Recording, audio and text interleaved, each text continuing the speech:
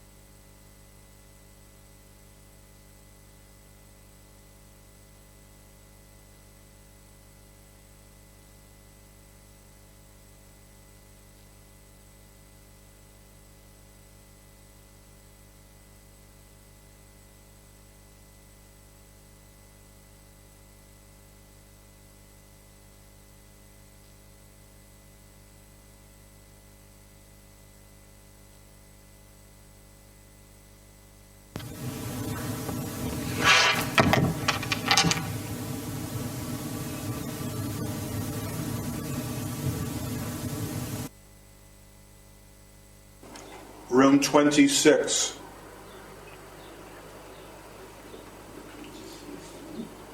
Or to room 25. Sound engineer, your microphone is open.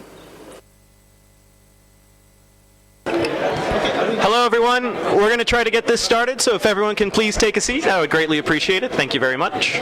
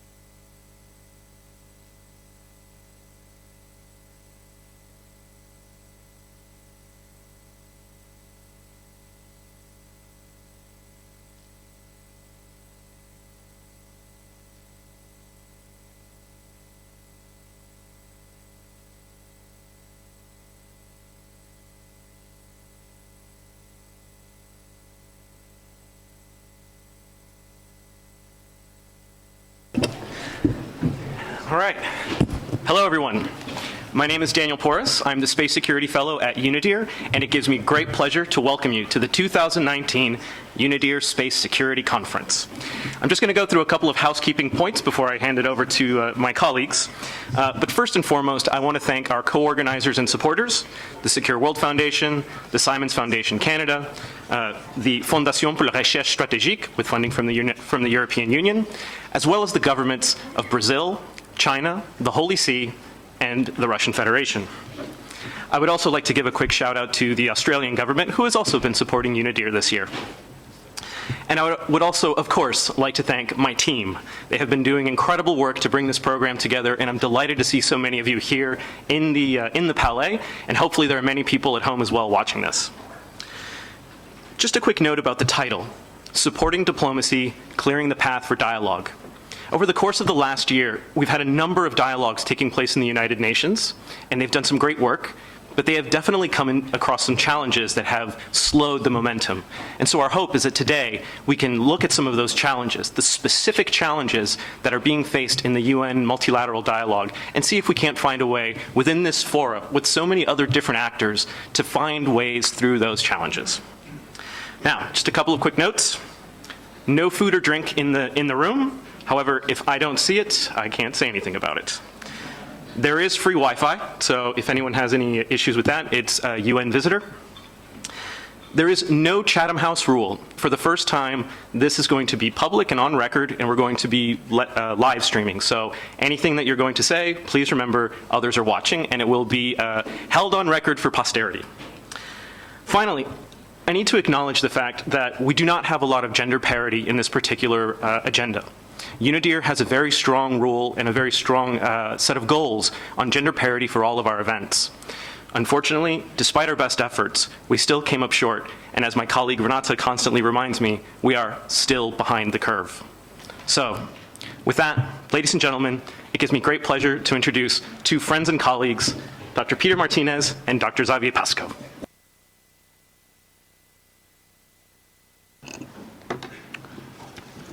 Thank you, Daniel. Good afternoon, Excellencies, distinguished colleagues, ladies and gentlemen of the press. It is a great pleasure for me to address a few opening remarks to you on the occasion of the start of the 2019 UNIDIR Space Security Conference. For many of us, this conference has become a fixture in our calendar that we look forward to each spring in this beautiful location here in Geneva. It is an opportunity where we come together once a year to reflect on the developments in the various space fora since we last met, to discuss current challenges and opportunities, and most importantly, to take the opportunity to establish or renew personal relationships and to try and understand each other's positions and views better. Fora such as this provide a valuable opportunity for states to calibrate their positions on various issues in the complex and rapidly evolving environment of space security. This has been the standard pattern of these conferences, and this year is no exception. This afternoon, we will start with a panel session moderated by Dr. Renato Duan, Director of UNIDIR, that will focus on the progress made in the CD, the UN Disarmament Commission Working Group 2, the group of governmental experts on further practical measures for the prevention of an arms race in outer space, the General Assembly and First Committee progress, and of course progress made in the UN Committee on the Peaceful Uses of Outer Space. All these status updates will be provided by distinguished colleagues who are playing leading roles in their respective fora. This will set the scene for the subsequent panel sessions, which will focus on the current topical issues. This afternoon, we will have a panel session on the proposed establishment of a Space Force in the United States. Tomorrow's panels will focus on emerging dual-use challenges posed by the development of new, smaller launch vehicles, the challenges posed by on-orbit close proximity operations, and how we gather evidence of space activities in orbit, and finally, the next steps for multilateral dialogue. This list of topics reflects the reality that space activities are becoming increasingly conceived, funded, and developed by the private sector. These activities will surely impact on the safety, security, and sustainability of space activities, which are issues of global consequence. The inclusion of the panel on the next steps in multilateral dialogue is also important, because many of the challenges we face in space security are intrinsically multilateral and cannot be addressed by a small group of space-capable countries that could agree among themselves on rules of the road. Today, we see a much greater number and diversity of space actors. Many new space actors are not state actors, and the range of technical capabilities of these new actors is vast.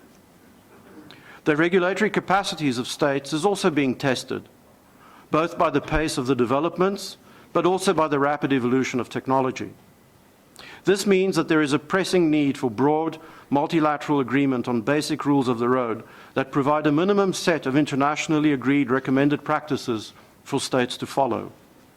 To some extent, this is what the 21 COPUOS guidelines for the long-term sustainability of outer space activities attempts to do.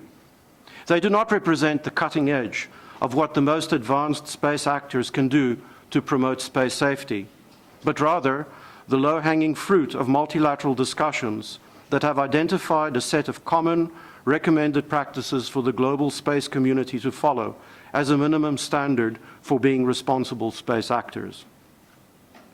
Apart from these agreed guidelines, the discussions in COPUOS have also raised the general level of awareness of states that space safety, space security, and space sustainability are a concern of all states, not only those with major infrastructures in orbit. This was not a given at the time we began the LTS discussions in COPUOS in the late 2000s. And I would further comment that the discussions on the guidelines that could not reach consensus within the mandate of the COPUOS working group was also very useful for all the states involved, if only to expose where there are areas of disagreement that still need to be further discussed. To be sure, there is much more work to do, and I hope the upcoming session of COPUOS in June will be able to agree on a way forward for the next phase of the LTS discussions. In the meantime, it would be helpful if those states that are already implementing the agreed guidelines could share their implementation experiences with other states as one way of socializing the implementation of the guidelines by the broader space community.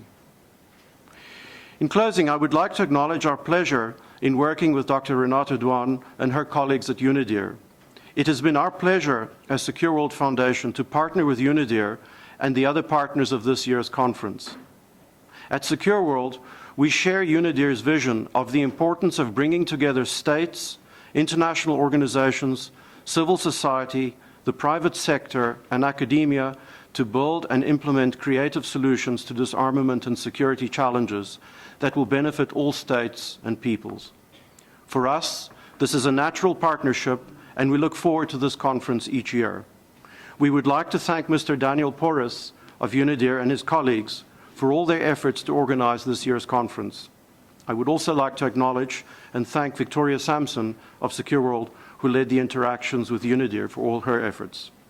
I wish you all an insightful exchange of views, fruitful deliberations, and stimulating informal networking interactions over the next day and a half. Thank you.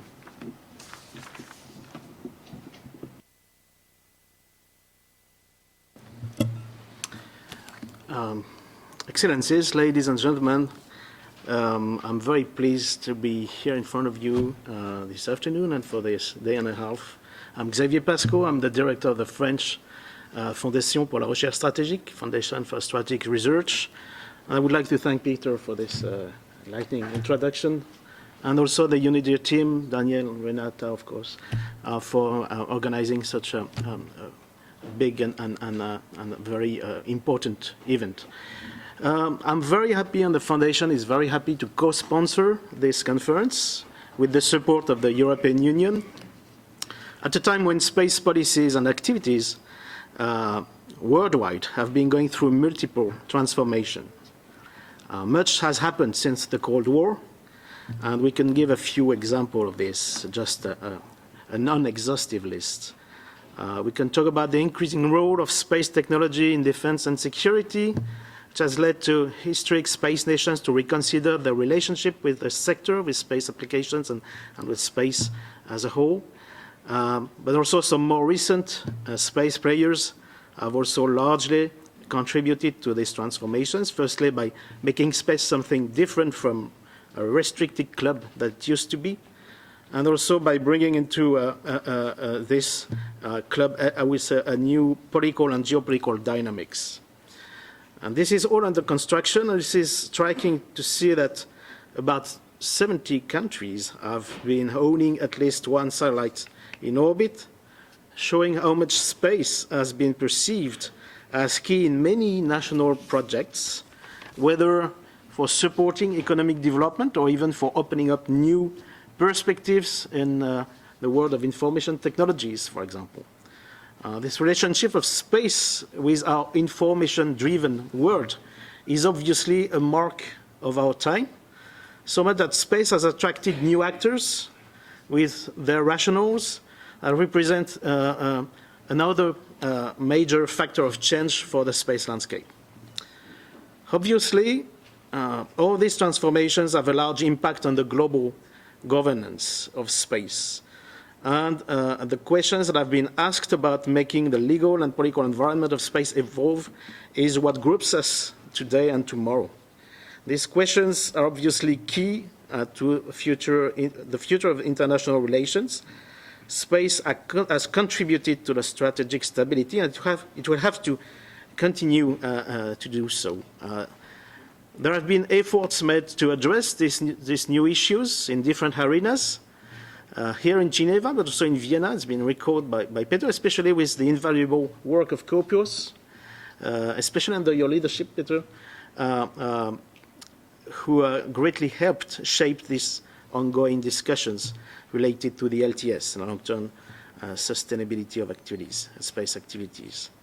Space is also having links with larger strategic issues, and this is what we are with one of the panel tomorrow, dedicated to transparency in the field of ballistic missiles and space launch, and taking interest in the interesting example, for example, of the Hague Code of Conduct as a transparency tool. We'll try to demonstrate that in this panel tomorrow.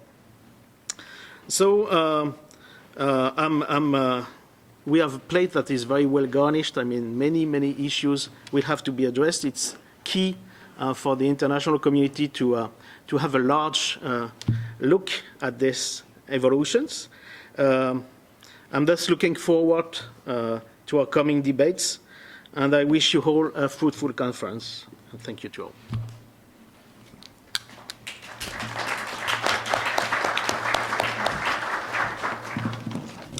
Thank you very much, ladies and gentlemen. We will now prepare for the first panel.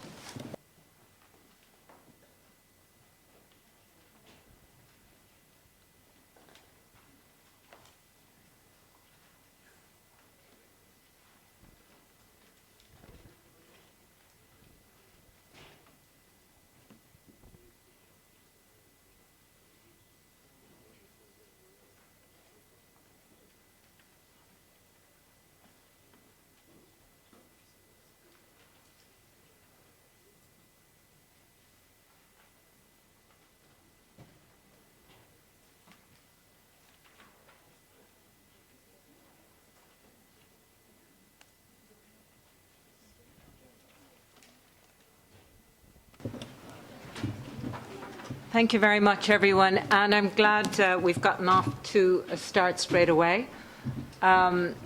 We have a very rich panel in front of us, as you will see, of real experts. And we have also, I think, no less than 3 experts from the recent GGE on Paris, including the chair of the group himself. So it's a great team of experts to join. So because our time is limited and we want to make the most of the time, I'm going to move relatively quickly into this discussion. Let me just say from my place, we're delighted to have you all here. We're delighted to have this annual conference. And it's a great conference that we get to work with 4 collective institutes working on this together. So it's a great partnership over the years.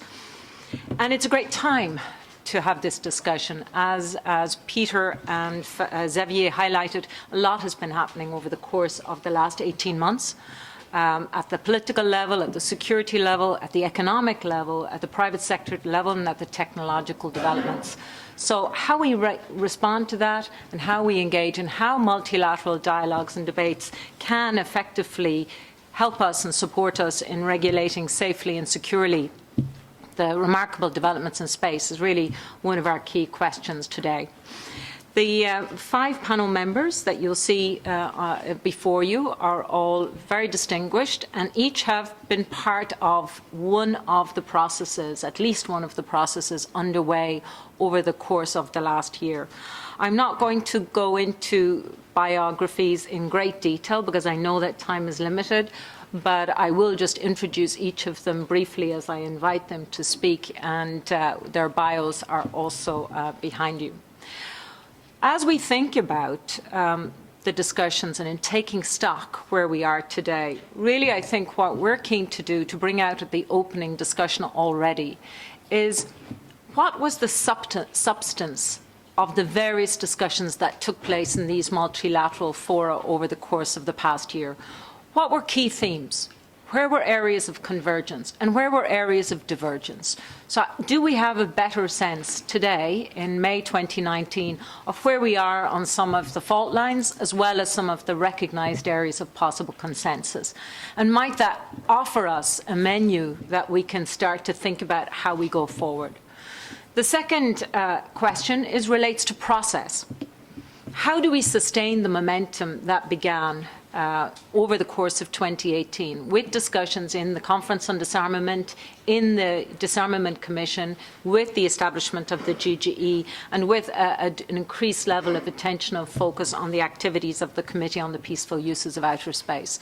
So how do we sustain that momentum, even if we haven't reached the success in those processes that we may hope? And linked to that, is there a need for us to think about the coherence across those different processes? Do we need streamlined processes, or is there value in distinct and separate domains and parallel conversations? So they're really some of the questions that I'd like our speakers to identify. They may wish to bring other themes. What I'm going to suggest we do is allow all 5 speakers to briefly introduce their topics. They're going to, unfortunately, be relatively constrained, so that then we can open up the floor for questions, comments, and engagement. So without further ado, I'm going to invite Ambassador Li Song, the Deputy Permanent Representative of the People's Republic of China to the UN in Geneva, who's no stranger to the Conference on Disarmament. This is his 2nd tour of it, to introduce briefly the work of the Conference on Disarmament related to PAROS, which, of course, the Conference on Disarmament has discussed the prevention of an arms race in outer space since 1985. And more recently, we saw Subsidiary Group 3 discuss the matter over the past 18 months. Ambassador Li, the floor is yours. Thank you.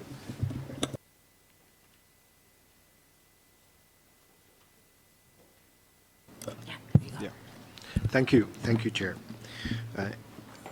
At the outset, I would like to congratulate on the convening of this conference, extend appreciation to the hosts and other sponsors, and welcome to all the participants. It is the first time for me, in the capacity of China's Ambassador for Disarmament Affairs, to attend this conference. I'm very much pleased to talk with all of you on a very important topic of space security. And I'm also very happy to note that this afternoon's participation is even wider than this morning's CD session. I see some of the colleagues who cannot make it in the morning session in the CD to this conference. Welcome. Colleagues, the consideration of Paris at the CD dates back to the 1980s.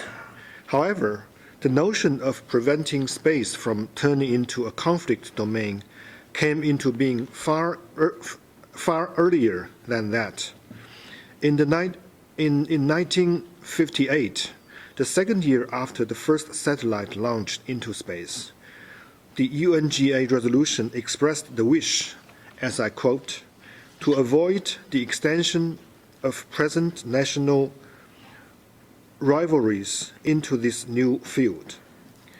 This manifests that the aspiration of preventing the space from turning into a new battlefield came into being since the very beginning of the space era. During the last 3 decades, the CD had carried out a lot of work on Paris.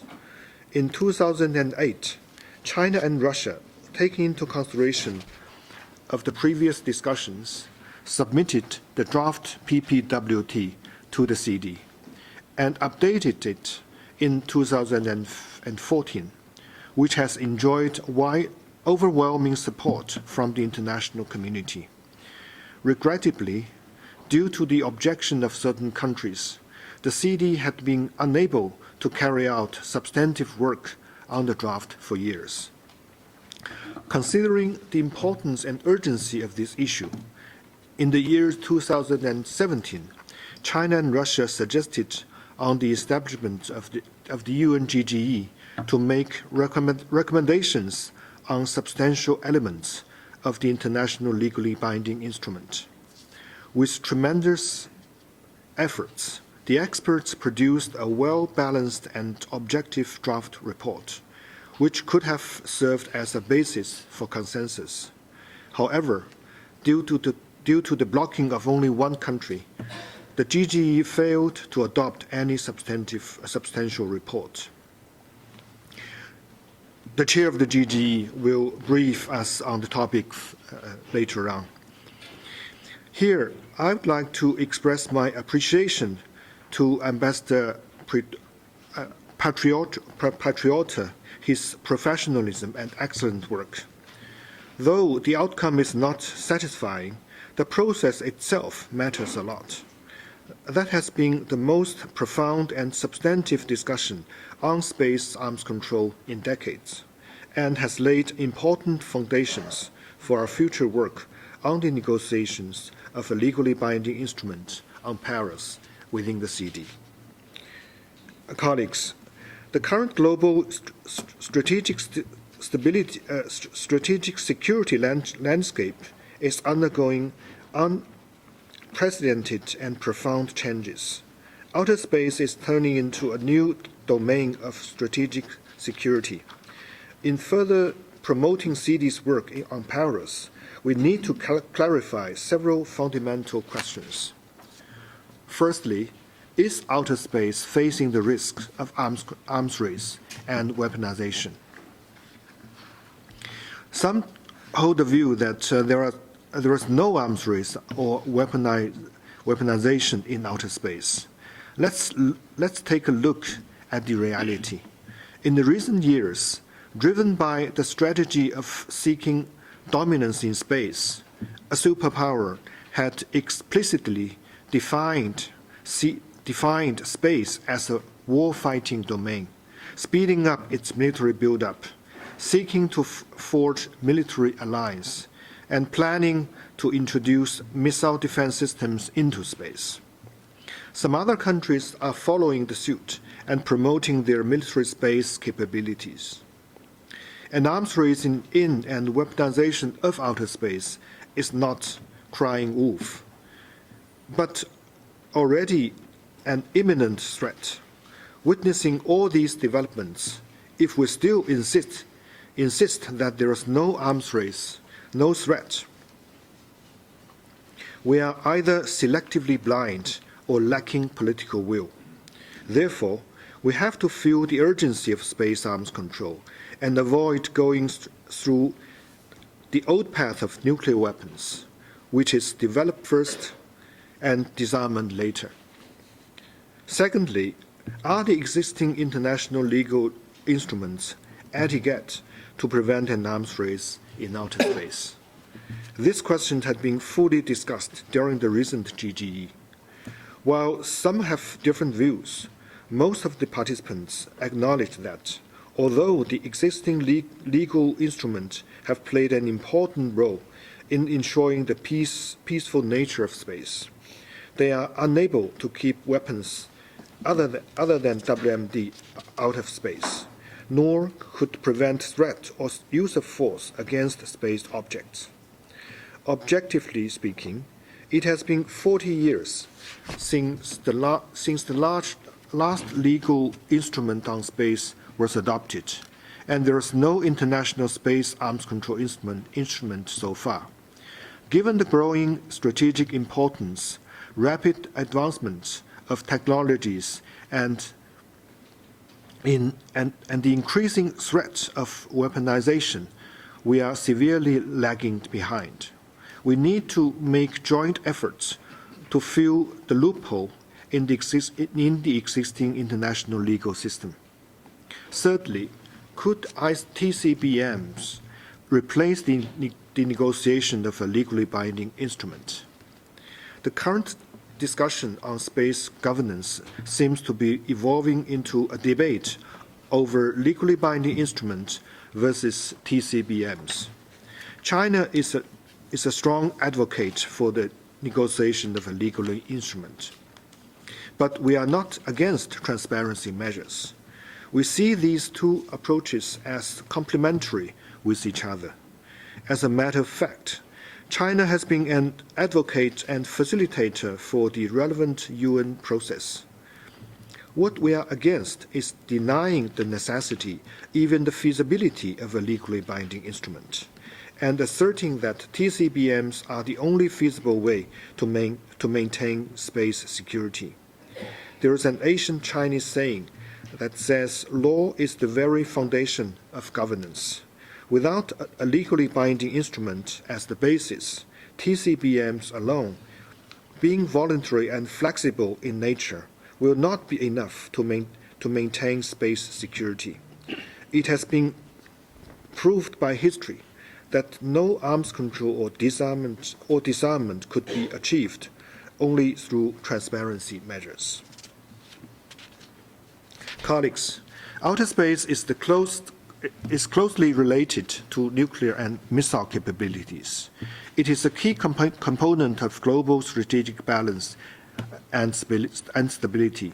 Paris, as one of the core issues of the CD, together with the other three nuclear issues, should be attached with equal importance. The CD should shoulder its due responsibility and further promote the goal of preventing an arms race in outer space.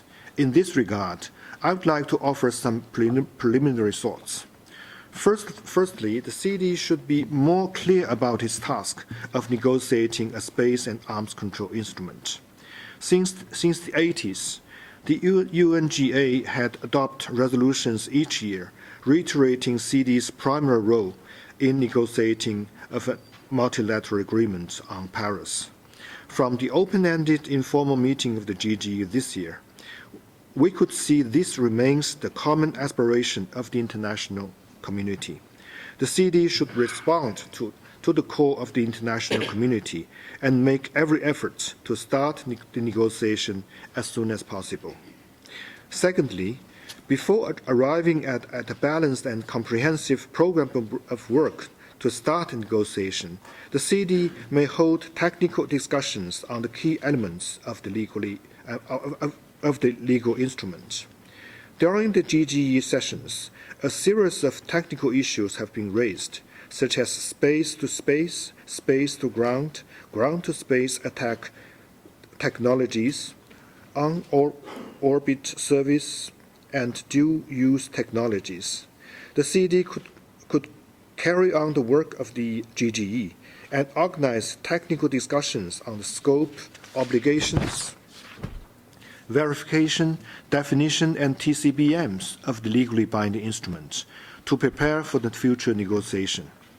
Thirdly, the CD should strengthen linkage with other UN fora working on the space security. Within the development of space application, the boundary between security and safety in space is blurring. In recent years, the UNDC, UNCOPOUS, UNGA First and Fourth Committee have carried out a lot of work in this regard. The CD should open up and establish contact with these UN bodies, as well as academia and industries, by inviting them to speak in the conference regularly, so as to broaden horizon and add new perspectives and inject vitality to this work. Last year, the CD had established subsidiary bodies to have in-depth discussion on all its core issues and successfully adopt reports. This has been valuable, and it is not only an innovation on CD's working methods, but also helps to promote the substantive dialogue. Although we could not arrive at a decision to establish subsidiary bodies this year yet, it should not hold us back from carrying out substantive discussions. It is my hope that the rotating presidency could make the best use of the time left, carry on what has already been achieved in space arms control, to make refreshed contribution to the maintenance of peace and security of outer space. I thank you. Thank you very much, Ambassador Lee, for your comprehensive overview of the Conference on Disarmament that also touched on the GGE. I'm going to move straight away now to our second speaker, Ambassador Jérôme Coureman, who facilitated the UN Disarmament Commission's deliberations as part of its 2018-2020 work program on space, and is also a member of the GGE, I understand. So, Jérôme, the floor is yours, and if I can ask you to retain your comments to no more than 5 minutes, that would be great. Thank you. Sure. Yeah. Thank you, Chair, and also congratulations to UNIDIR for organizing this conference. Thank you for also thinking about bringing in the New York dimension. I think that's important in order to keep that coherence that you refer to, because certainly what happens here in Geneva and what happens in New York within UNDC is very much linked to each other, and from our side, I see that in our discussions in the Disarmament Commission, we do use a lot, we work a lot with the work that is done here in Geneva. As far as the need for TCBMs, of course, everyone in this room knows that the outer space legal regime is rather underdeveloped, if I may say. I mean, since the last real treaty dates from '67, and that efforts to come to a legally binding treaty, as Ambassador Lee has pointed out, have been so far unsuccessful. Meanwhile, there is indeed a growing significant strategic significance of outer space for national security purposes, and Ambassador Lee already listed several of the issues there. I would like to add that it's not only an issue of security, but it's certainly also an issue of safety. We see that more and more with much higher numbers of satellites in space, issues of mitigation of space debris, emergence of new space actors. The risks of collisions and clogging up of orbits in an environment with these mega constellations of hundreds of satellites is obviously increasing.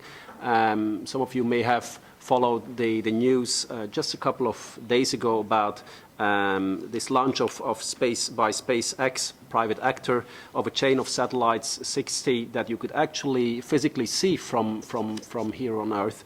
If you know that SpaceX has an ambition to launch 12,000 satellites eventually, you see that there are increasing risks of safety, and the more satellites you have, of course, over time, the more satellites that will have to be destroyed at some point, which then again will create debris So safety is also a very big issue, and safety and security are somehow linked to each other because it is very easy to make errors, to make mistakes, and then simple safety issues can be seen as potential threats and can have unintended consequences. So there is a need to manage all that, and TCBMs definitely play a role in eliminating misunderstandings, mistrust, miscalculations, both with regard to typical security issues and safety issues.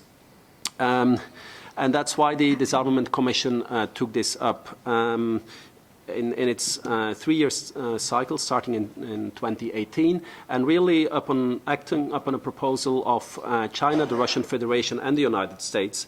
The Disarmament Commission established a working group to deal with transparency and confidence building measures in outer space activities. And there are 2 elements important in that. They referred explicitly in the mandate of the group to the report of the GGE of 2013, and also with the goal of preventing an arms race in outer space. So that's how this topic came on the agenda. Where are we now? In our discussions, we started our discussions in 2018. It is important to remember that this was a new topic, and therefore it was really 2018 was a year where we had very initial discussions. I mean, this was really new for a lot of people following these discussions in Geneva, in New York. So the working group laid down 4 objectives. The first one is to articulate how the practical implementation of TCBMs can contribute to the prevention of an arms race in outer space and to the promotion of peaceful uses of outer space for the benefit of all. The second objective was to elaborate general principles that apply to the implementation of TCBMs. The third was to make recommendations on the TCBMs themselves, on the development of practical implementation of specific voluntary and pragmatic TCBMs, as well as other non-legally binding measures. And the fourth is to specify the roles of the different actors in the practical implementation of these TCBMs. Now, where are we in 2019? As you may know, I think most of you are fully aware that we did not have a formal session of the UNDC this year, so we reverted to informal discussions, but we were still able to make some substantial progress in a way that we had actually some really interesting substantial discussions informally, and I think it's again, you saw this convergence where people really looked into the work that has been done here in Geneva before. You saw that coming back in their interventions. So there was pretty broad agreement among those member states participating in the informal discussions with regard to the recognition of the critical importance of outer space, the recognition of the growing concerns for both security and safety in outer space, the need to prevent an arms race in outer space, the recognition that there is also a need to consolidate and reinforce the existing legal regime concerning the use of outer space. Then to the objectives, there was also a broad agreement on the objectives of what the working group should do and of the TCBMs to make sure that that TCBMs can augment safety, sustainability, and security in space operations. I think most member states, or all member states present in these informal discussions, agreed that TCBMs are complementary, as Ambassador Lee also pointed out. They are not a substitute for verification measures in arms control agreements and regimes. They are complementary, but at the same time they can help facilitate negotiations on a legally binding instrument on the prevention of an arms race in outer space. And I think it's important to keep that in mind. The objectives of our discussions in the UNDC are not to come to a legally binding treaty. But if we can agree on TCBMs, it's definitely something that can then be used as a stepping stone in discussions on a legally binding treaty in other fora. There was agreement on the principles. with regard to TCBMs. First one would be the universality of exploration of outer space. Outer space exploration should be open for all member states, and TCBMs should not prevent member states who are currently not exploring outer space to actually enter into that domain. Also the principle of non-discrimination, not hindering the right to develop new technology. The universality in scope, taking into consideration the fact that there are actually a lot of actors and not just countries, individual countries, but also private actors, and we have to take these on board. And the fact that TCBMs should be clear, practical, and proven, and be able to effectively confirmed by other parties in order to be useful. Then, with regard to the actual recommendations of TCBMs, there have been a number of them have been. Countries actually agreed on them, and you will see that quite a few of these come back in the discussions of the GGE that Ambassador Patriota has chaired. There was a call for states to uphold the political commitment not to be the first to place weapons in outer space, information exchange on space policies, amending existing reporting templates of the UN report on military expenditures to incorporate major military outer space expenditure and space systems. Another recommendation is the development of space situational awareness guidelines for better data sharing. There is also, and I'm fully aware that there is no consensus about this issue, but it has been floated by several member states, a call on member states to subscribe to the Hague Code of Conduct against ballistic missile proliferation.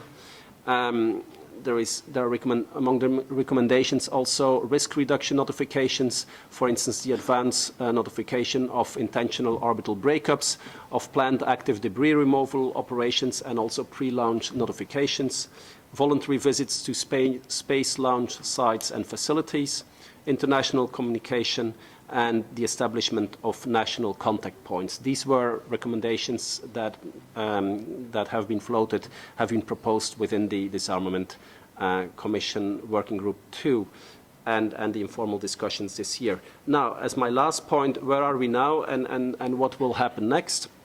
A lot, of course, will depend on whether we have a formal session next year or not. If we do not have a formal session, I think we kind of we have run our course in terms of how far we can go in informal discussions. We can still add a few days more of informal discussions, certainly if we have new elements coming from other fora, but really the main elements are on the table, and we now need to move to a formal negotiations stage where countries can say this is for us acceptable, this is not, this needs to be rephrased.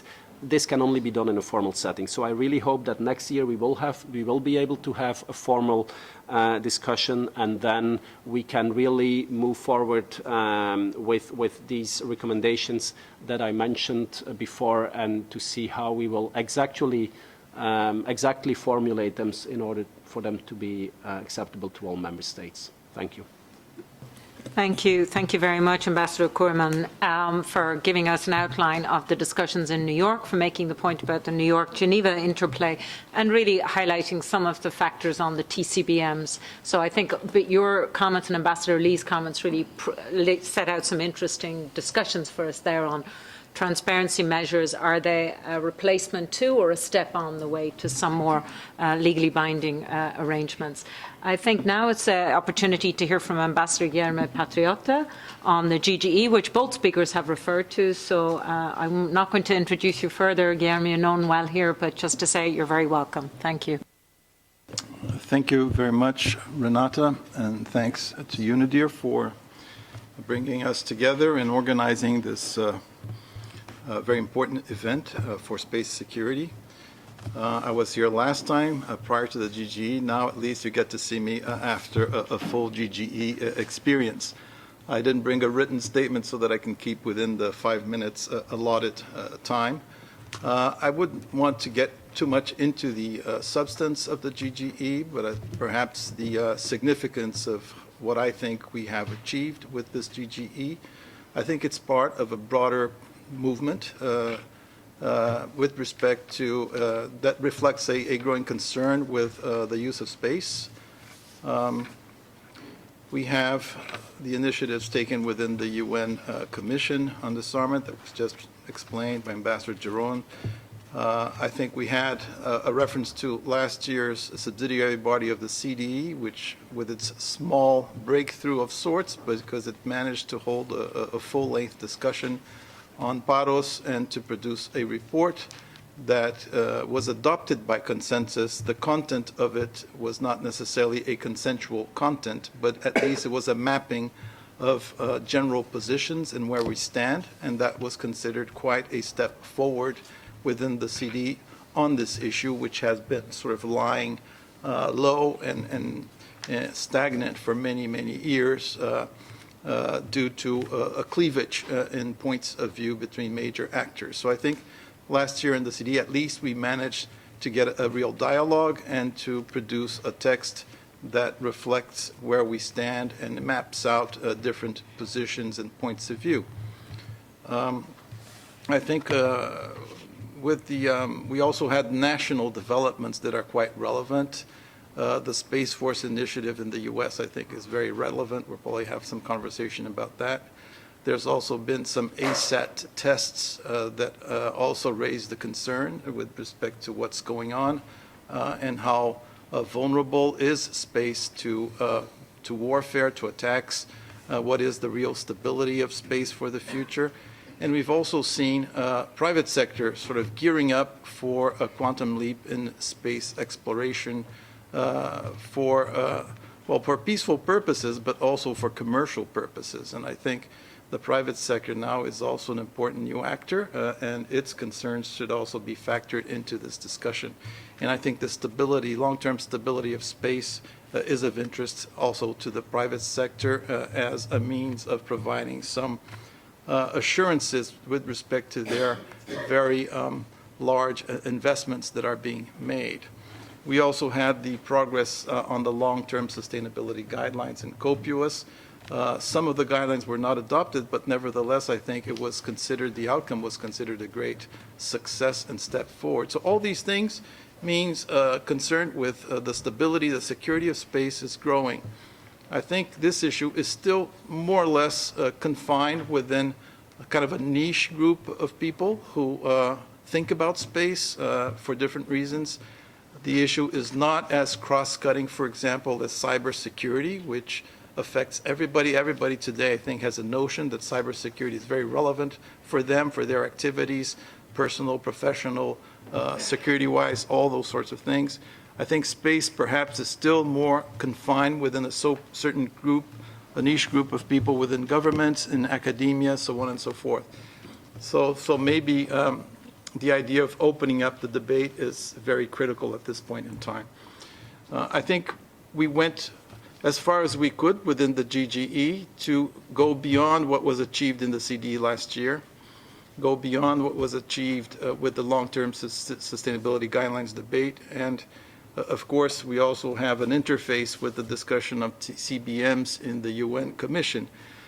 It was a discussion that was very in-depth. The mandate was quite ambitious. I also like to recall that it was a GGE established by a resolution that was not consensual. It was a voted resolution, so some important players, in fact, voted against this resolution, but ended up participating in the GGE with their designated experts.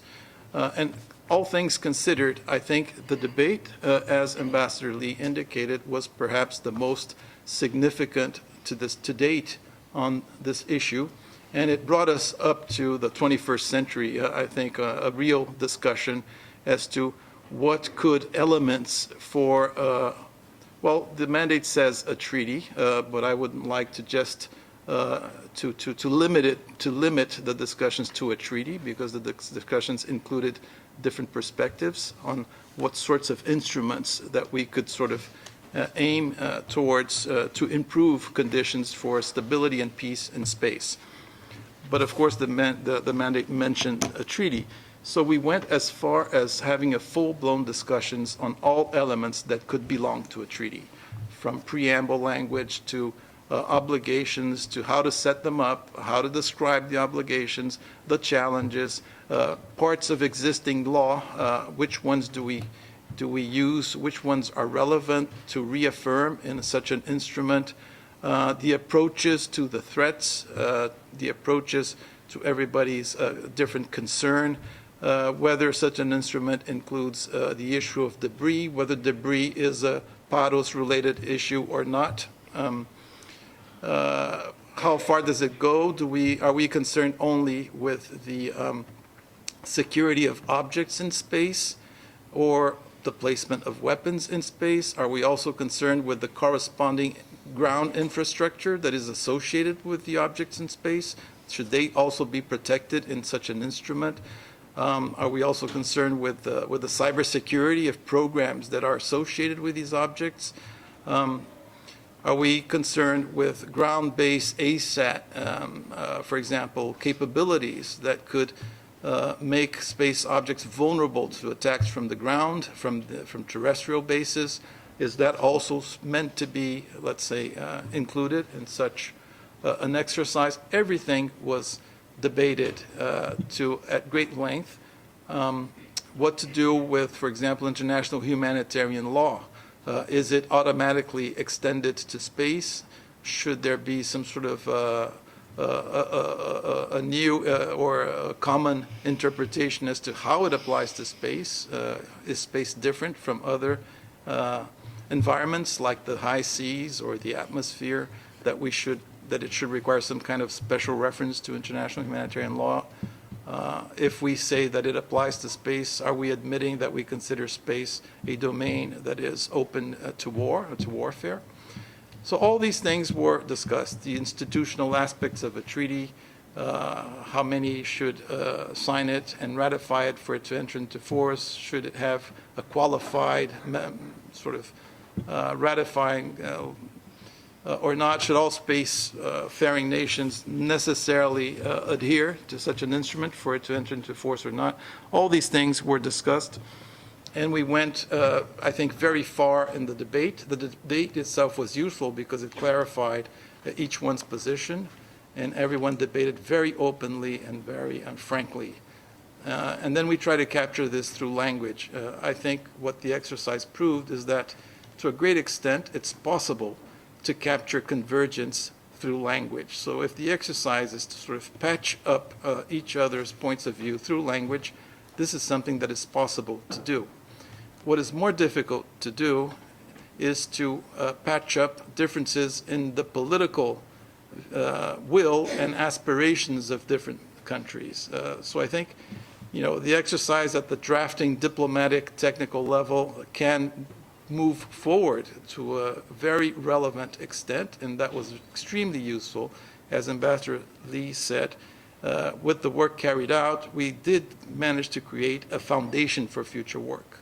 But at the end, we didn't have consensus because I think at the political level, there still isn't enough convergence or a comfort level to take the crucial step to decide to actually negotiate an instrument that could have legal effect globally. I think we're not at that point yet. So that's, to me, the message that was sent. Yes, it's possible to make great progress, and the dialogue is extremely useful.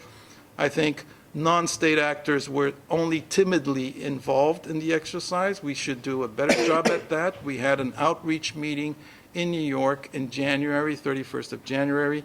In that outreach meeting, there was a report in the chair's capacity, which we actually attached to the final report of the GGE, so you can read that one. And I think that's a quite relevant one because it kind of gives you an insight as to what we actually discussed, though what is there is not necessarily written in stone, and some countries can move away from this or have better ideas afterwards.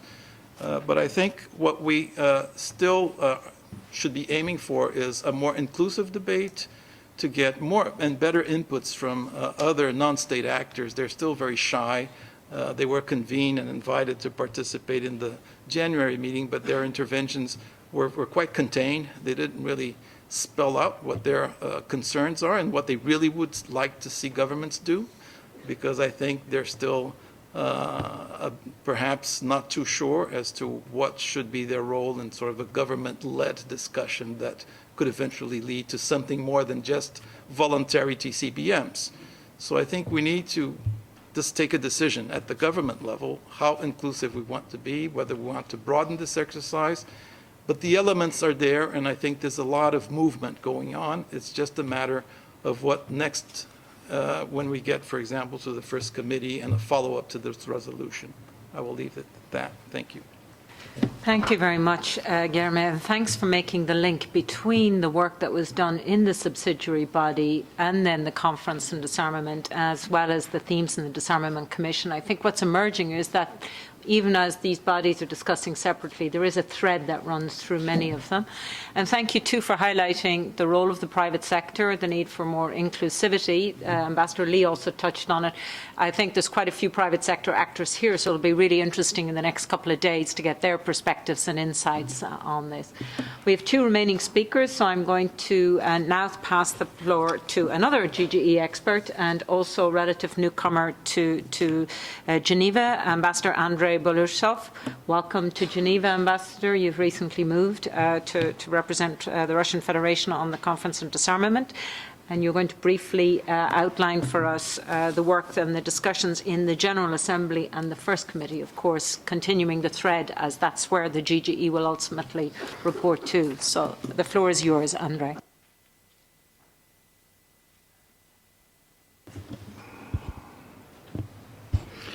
Thank you very much for the kind words in my address. But unfortunately, I'm not yet ambassador, but I'm working on it, and potentially we all here are ambassadors. But thank you very much. Dear Chairperson, dear participants, dear colleagues, it's a pleasure for me and great honor to participate once again in the UNIDIR annual conference on space security as one of the panelists. First of all, I would like to join the words of gratitude that have been expressed already in the address of the organizers and sponsors of our meeting. I also want to stress that the UNIDIR conference long ago became a true independent platform for open, frank, and expert exchange of opinions on a rather wide spectrum of outer space issues. All these are achievements of the people who prepare the conference, trying to imbue its agenda with more topical items and to keep track of the most recent developments. I would begin the substantive part of my statement with one short, but in my opinion, very important reservation. I would like to draw your attention to the title of the conference. It seems to me that rather limited in comparison with the scope of problems we are going to discuss for the next 2 days.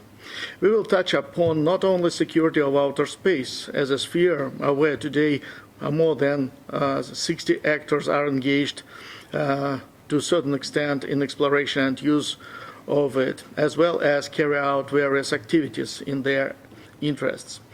Whether we want or not, but while discussing outer space issues, we have to speak about security of space activities, its predictability, transparency, and sustainability. Moreover, we definitely should touch upon such an issue as safety of space operations. That is the core element of any activity in outer space. And of course, we will not be able to shy away from deliberations on the importance of space technologies for sustainable development and their impact on the future of humankind. All these themes are equally important and should be granted with higher attention. But for the purpose of my statement, I would like to highlight the issue of possible effect of specific kinds of space activity on international peace and global security here on the Earth in our common home. All the more, I have to give an overview of the situation with outer space issues in UNGA and its main forum, the First Committee, devoted to disarmament and international security issues. At the moment, outer space is the only domain of human activity which remains free of weapons. Moreover, all outer space activities are based on principles and norms that remain of extreme importance nowadays. They are contained in the Outer Space Treaty of 1967. These very principles and norms serve to some extent as guarantees against the weaponization of outer space. The Russian Federation, like many other countries, view its task on the international arena in strengthening the regime established by Outer Space Treaty in order not to allow outer space to become a new zone of military confrontation and to preserve it for exploration and use for peaceful purposes. Our approach is shared by an overwhelming majority of the UN member states. The traditional resolution prevention of an arms race in outer space, presented annually by Egypt and Sri Lanka, serves as a foundation for joint efforts of international community in this regard. It contains a set of very important general provisions that define common approach of countries to the Paris issues, as well as provides some hints on means that could be used to prevent an arms race in outer space. The main message that this document sends: Paris is our common problem, and we, I mean the UN member states, need to elaborate practical measures to eliminate the threat of the OS weaponization. The absolute majority shares this message. In this connection, it merits to mention the resolution adopted by the overwhelming majority. At 73rd UNGA First Committee session, it got 178 votes in favor, and such level of support is not an exception. On the contrary, it is a standard result for at least a recent 5-7 years. Now there are only two practical initiatives that are presented for the consideration of the international community: Russian-Chinese draft treaty on the prevention of the placement of weapons in outer space and of the threat of or use of force against outer space objects, and the political obligation not to be the first to place weapons in outer space. They are both mentioned in the UNGA resolution No First Placement of Weapons in Outer Space, which has been supported by the 2/3 of UN member states for recent 5 years. I would like to draw your attention that the main work on both initiatives has been done outside the UNGA and its first committee. It is impossible to have detailed expert discussions in the first committee, partly because the main task of the forum is to outline, by adopting resolutions, the list of issues on which the international community should focus during the new UNGA session, as well as to esteem the work done within the previous session. As a rule, the delegations come to the first committee with prepared in advance positions regarding the issues they are most interested in. Understanding the specifics of the first committee process, we incorporated in our resolution on no first placement initiative only the call to the UN member states to consider the possibility of upholding as appropriate a political commitment on no first placement initiative of weapons in outer space. At the same time, we carry out work to make clear the purpose, scope, and positive developments of taking NFP obligation in the first committee as well.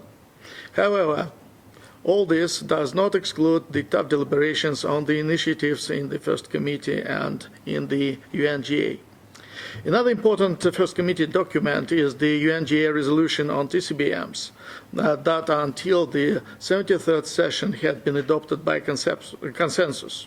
The goal of the resolution is to confirm the importance of the recommendations of the GGE on TCBMs that have been working in 2012-2013 under the Russian presidency, and stimulate the process of introducing TCBMs by countries carrying out outer space activities in their national and international practice.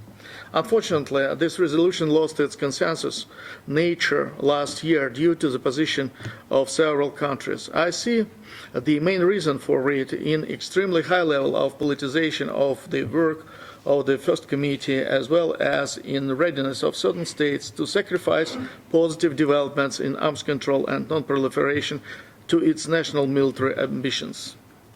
In this context, I would like to emphasize a specific trend which we have been observing for the last 2 years. What I mean is that due to the efforts of certain countries, we face the revitalization of an old and very dangerous concept in securing national interests. Now we more often hear that to ensure national interests, one needs to build up its military potential. As to outer space, some countries' representatives speak in favor of deploying weapons on Earth's orbit in order to defend national space assets, first of all satellites. This concept has been already reflected in doctrinal documents in which various means and ways of military operations in outer space are thoroughly developed. We consider this concept as a dangerous one because it misleads the international community in its efforts to find proper answers to existing challenges and threats. The history of arms control and disarmament process clearly shows that the international community tried to get rid of the above-mentioned concept by substituting it with weapon reductions, banning the most dangerous categories of weapons and putting some kind of weapons under strict international control. To this end, a multilateral dialogue on arms control, disarmament and non-proliferation was initiated, and the United Nations disarmament machinery was established. And last but not the least, I would like to highlight the importance of joint meeting of the first and the fourth UNGA committees. Despite difference in areas of responsibility of these two fora with regard to outer space issues, such meetings will help the UN member states to understand the interconnection between weaponization of outer space and its exploration and use for peaceful purposes. It is crystal clear that without strong guarantees against placement of weapons in outer space, it will be impossible to preserve outer space as a sphere of peaceful competition limited by OST of 1967 and further development of multilateral cooperation between spacefaring nations. In conclusion, I would like to remind you of the provisions from the annual resolution of the Fourth Committee, International Cooperation in the Peaceful Uses of Outer Space. In operative paragraph 13, the UNGA resolution urges all, the United Nations General Assembly urges all member states, in particular those with major space capabilities, to contribute actively to the goal of preventing an arms race in outer space as an essential condition for the promotion of international cooperation in exploration and use of outer space for peaceful purposes. Thank you very much for your attention and patience. Thank you, Andre, and thank you for your comments. Our final, and I'm delighted to welcome only female speaker, is Dr. Natalia Archina, who is a member of the head of the Swiss delegation to the Committee on the Peaceful Uses of Outer Space. And Natalia, you've already heard the peaceful uses dimension already raised quite a number of times in this presentation. So we welcome a brief overview on where we are in those discussions. Thank you. Thank you very much, Dr. Erdogan. Ladies and gentlemen, distinguished colleague, let me first thank UNIDIR and Daniel Porras for the kind invitation to join this panel and to introduce recent work of the United Nations Committee on the Peaceful Uses of Outer Space, COPUOS. I was asked to focus on the security aspects of the guidelines on the long-term sustainability of outer space activities.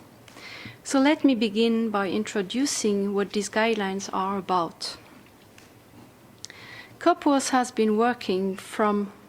worked from 2011 to 2018 under the leadership of Dr. Peter Martinez, who is with us today. to develop guidelines aiming at enhancing the long-term sustainability of outer space activities.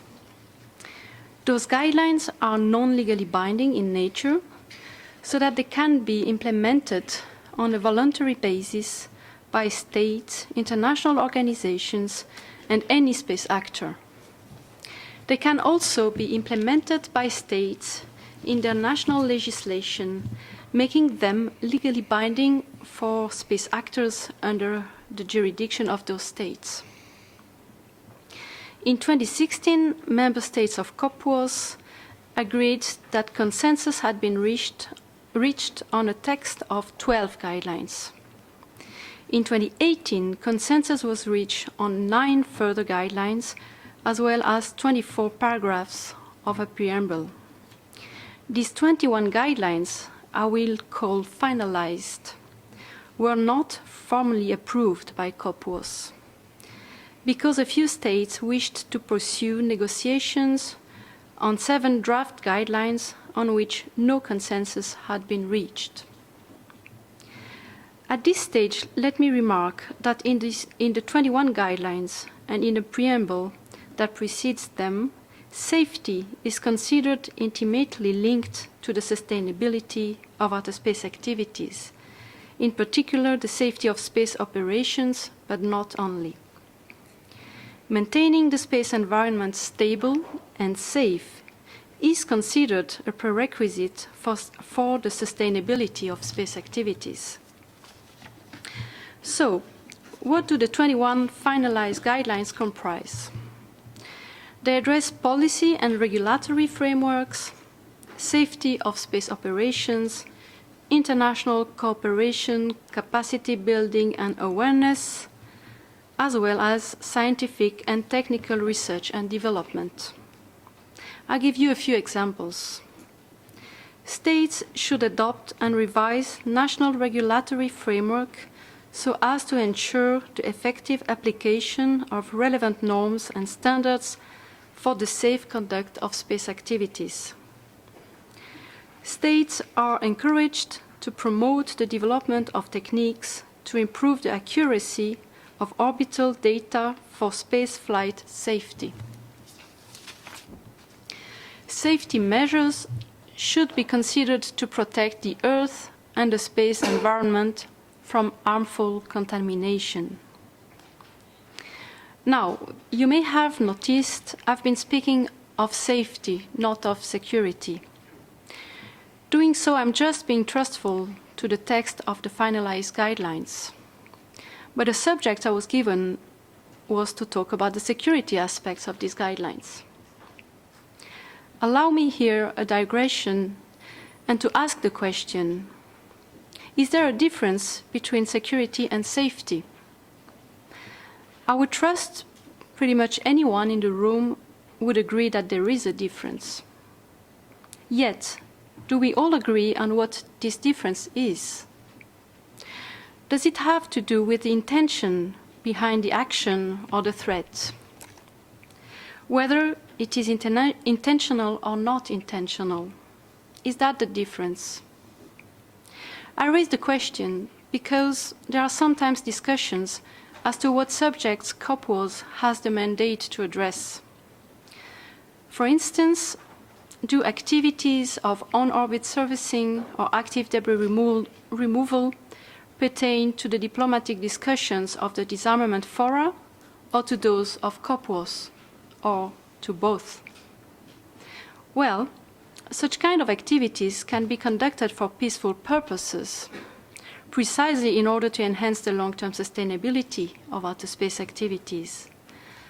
But at the same time, on-orbit servicing or active debris removal technologies could potentially be used intentionally with an unfriendly intention. Switzerland's position in this respect is that we should address such kind of questions in an interdisciplinary and cross-cutting manner. Before concluding, I'd like to address the way forward. As I mentioned earlier, the 21 guidelines and the preamble, though finalized, were not formally adopted by COPWAS. A majority of states, members of COPWAS, would like this material to be recommended to the General Assembly for adoption. Several states have started working on the implementation of the 21 guidelines at national level and are encouraging others to do the same. This year, Russia and China have proposed the establishment of a new working group to continue working on the 7 draft guidelines. As designated chair of COPWAS for the upcoming 62nd session, Brazil will hold consultations with the support of South Africa with the aim to find an agreement on the endorsement of the 21 guidelines by the General Assembly and at the same time on the establishment of a new working group. On its side, Switzerland had proposed in 2017 and 2018 already the establishment of a new working group, because Switzerland is convinced that further work is needed to tackle upcoming challenges associated with the long-term sustainability of outer space activities. In an effort to make progress on finding common ground on topics of possible further work, Switzerland will hold a special meeting on the 11th of June in Vienna on the day prior to the 62nd session of COPWAS. All delegations to COPWAS are welcome to join and to participate actively. Thank you for your attention. Thank you. Thank you very much, Natalia. Thank you very much, Dr. Archinard. It's not often, colleagues, here in Geneva that we get Vienna, New York, and Geneva all together on the same panel. So I hope that was useful in just helping to frame some of the themes in the discussions. I think what we saw is the continuity of themes. I think Dr. Ambassador Lee pointed out how long it's been since these issues have been on the UN multilateral bodies, and all of the speakers referred to the continuity of discussions and themes. At the same time, all of the speakers refer to change. So we have that tension between continuity and change, and in particular those changes being a change in the number of actors in space, a change in the technology of some of the issues, especially around the dual use, and a sense, therefore, of an emerging that I think came through in all the speakers, which is that space as a universal issue of concern and no longer the domain, if you'll excuse the pun, of any one or small set of actors or countries. So I think there were the points that I took away. I did think that there was quite a bit of maybe for us to investigate the range of issues that many of the speakers highlighted and the complexity of the range of issues that were put on the table, either in the course of the various discussions or debates or in the themes that remain to be engaged. Another question that was put on the debate was how to engage the private sector more and how to interact with each other more. All of the speakers in one way or the other spoke about the interplay, and Natalia mentioned cross-cutting, both cross-cutting issues but also cross-cutting processes, and how do we think about that going forward. And then finally, I want to just end on flagging the points made by Ambassador Patriota that we now do have a significant corpus of documents and knowledge. If you look at the full range of the elements that were discussed, whether TCBMs, whether guidelines, whether GA resolutions, whether elements of treaties, whether reports from the Conference of Disarmament subsidiary bodies. So that's a significant corpus of knowledge and documents that has perhaps allowed, if not for agreement, then at least clarification of positions, as Ambassador Patriota said. So going forward, however, there's also the question of all of those processes have come to a halt.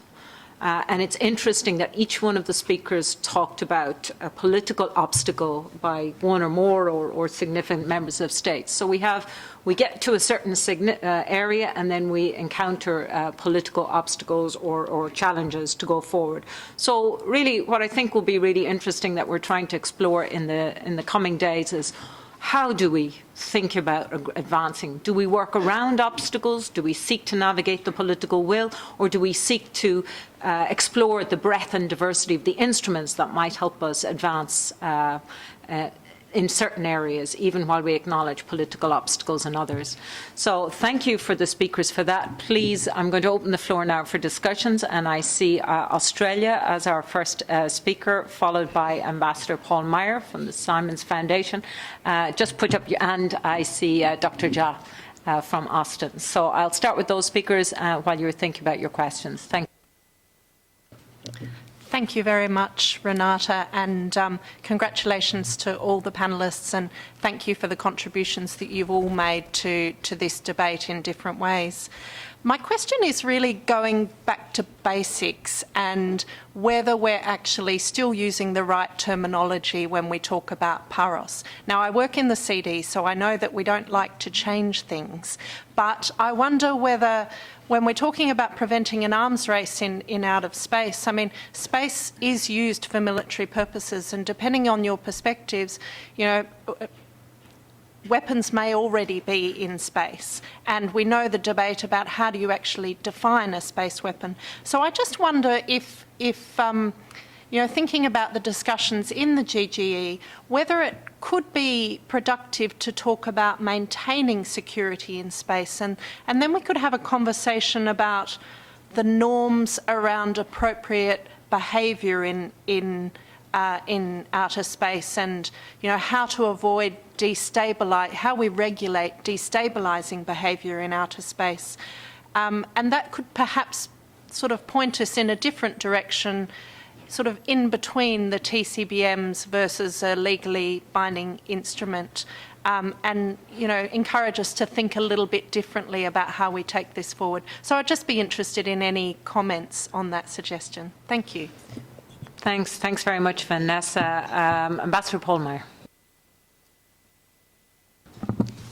Yes, thanks, Renata, and my compliments. Really, I think this was an excellent panel, and a reminder that somewhat ironically, in 2018, we had the initiation of a number of promising multilateral processes, be it the CD subsidiary body, the GGE, the UNDC activity, and yet this year they've all come, as you noted, to some checks, and yet my impression was that those checks or failures, if you will, had very little to do with the actual substance of the activities and conversations that had taken place.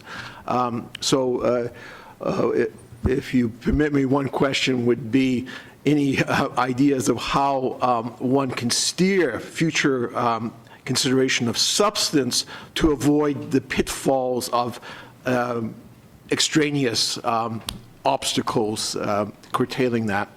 And secondly, if I might, on a very practical point, Andrei Batsuvov reminded us of the first and fourth committee joint meeting. My recollection is this is now the third that has occurred. And I believe all of them have had a fairly very generic sort of mandate or theme about sustainability and security in space. Isn't it a time maybe to look to some greater refinement of that topic going forward? So instead of having a more general round of national statements or commentary, that we look at a particular issue that has relevance to both committees' concerns. And if I might suggest one such issue, and I'd welcome panelists' reactions to this, is this concept of shared space situational awareness. Is that an area that one could focus on? And it also, apropos of Renata's comment, it also seems to be one that has a promising interface with the private sector. So I'd appreciate any reactions to that. Thank you, Paul. And just while our panelists are getting ready to answer, I'm going to pass to the third speaker or question, Dr. Moribad Jha. Yes, good afternoon. My name is Moribad Jha. I'm at the University of Texas at Austin. I guess a couple things that I'd like to bring up here for the panelists. I've heard a lot about militarization and governments and preventing weapons in the sense of trying to prevent conflicts and whatnot. And one of the things that I can say, being that I participate in space situational awareness and have a growing role with commercial actors, is to say that safety, security, and sustainability comes from having a domain that is both transparent and predictable. And the lack of transparency and the ability to predict behavior given any given scenario is part of the problem. I can tell you that conflict between commercial entities will happen. That's just a matter of time. You have near-Earth space is a finite resource, and there's a gold rush. People are launching more and more satellites to make money. Every single domain of commercial activity has seen human misbehavior. To think that space is an area of pure benevolence is naive at best. And so commercial entities need to be addressed and brought into the mix of trying to prevent conflicts, I would say, immediately. So. Thank you. Thank you for that. More of a comment, but also I'm sure will elicit some reactions that the private sector is not just an actor to be brought in, but in itself a player, and commercial tensions between actors and competition may itself be a destabilizing factor. Could I suggest that we start off, if you don't mind, with Ambassador Patriot and Ambassador Lee, but in relation to the question that I think Vanessa from Australia and Paul raised some of the questions, and then if I may suggest that Andre, the question regarding the first and the fourth committees and possible themes, and obviously all other actors or all panelists, please feel free to speak. Thank you very much. Yes, the PAROS terminology is a bit of an issue. In fact, as we try to develop discussions under this mandate, this became a bit of an odd straitjacket because PPWT itself is not necessarily typically a PAROS-related or entirely PAROS suitable, let's say, approach. Others' approach would also not necessarily deal specifically with an arms race in outer space, and in fact, we couldn't even make sure that we had a common understanding as to what is an arms race in outer space. I think we have Raji here with us. She tried to provide us with some sort of referentials from indexes or some sort of data that could, what could measure an arms race or what could point towards the existence of an arms race in outer space. It was a very difficult discussion. I think we ended up moving away from that because it would have stalled and prevented us from dealing with all the other important things that we had to discuss. So I think my short answer to you is that yes, PAROS seems to me to be slightly an inconvenient terminology at this point because the issues are much, much broader, and PAROS does not grasp that aspect. But I think it's important to differentiate mandates and roles between COPUOS, CD, so on and so forth, and to kind of like a line between what is a concern strictly with security and military threats versus concerns with safety, civilian uses, preventing, mediating civilian or commercial conflicts in space, as was just mentioned. But I would think if it's possible, it would be very useful to move away from this PAROS terminology. The space security awareness, I think that was discussed at length. I had the impression that at first glance and at the level of current capabilities and technologies, the impression I was left with is that space situational awareness is extremely important, and there's a desire to increase cooperation so that more countries can sort of benefit from and contribute to this with their own data and sharing, so on and so forth.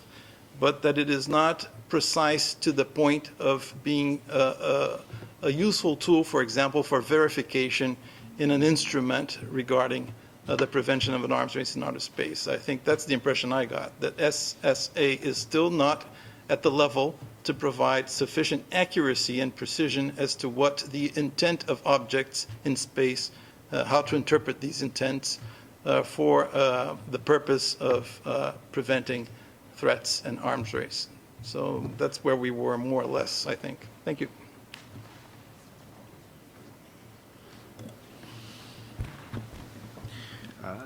Thank you. I'll try to answer the question or offer my comments put forward by colleagues. As for whether we should continue to work on the topic of Paris or whatsoever, I would say that Paris, just like a nuclear weapon-free world, are two of the most fundamental purpose of international effort on arms control and disarmament. It had been the goal, the common goal for the international community for decades. So I would say that we'd better not to do anything about this kind of, just like something in the Bible, for arms control and disarmament.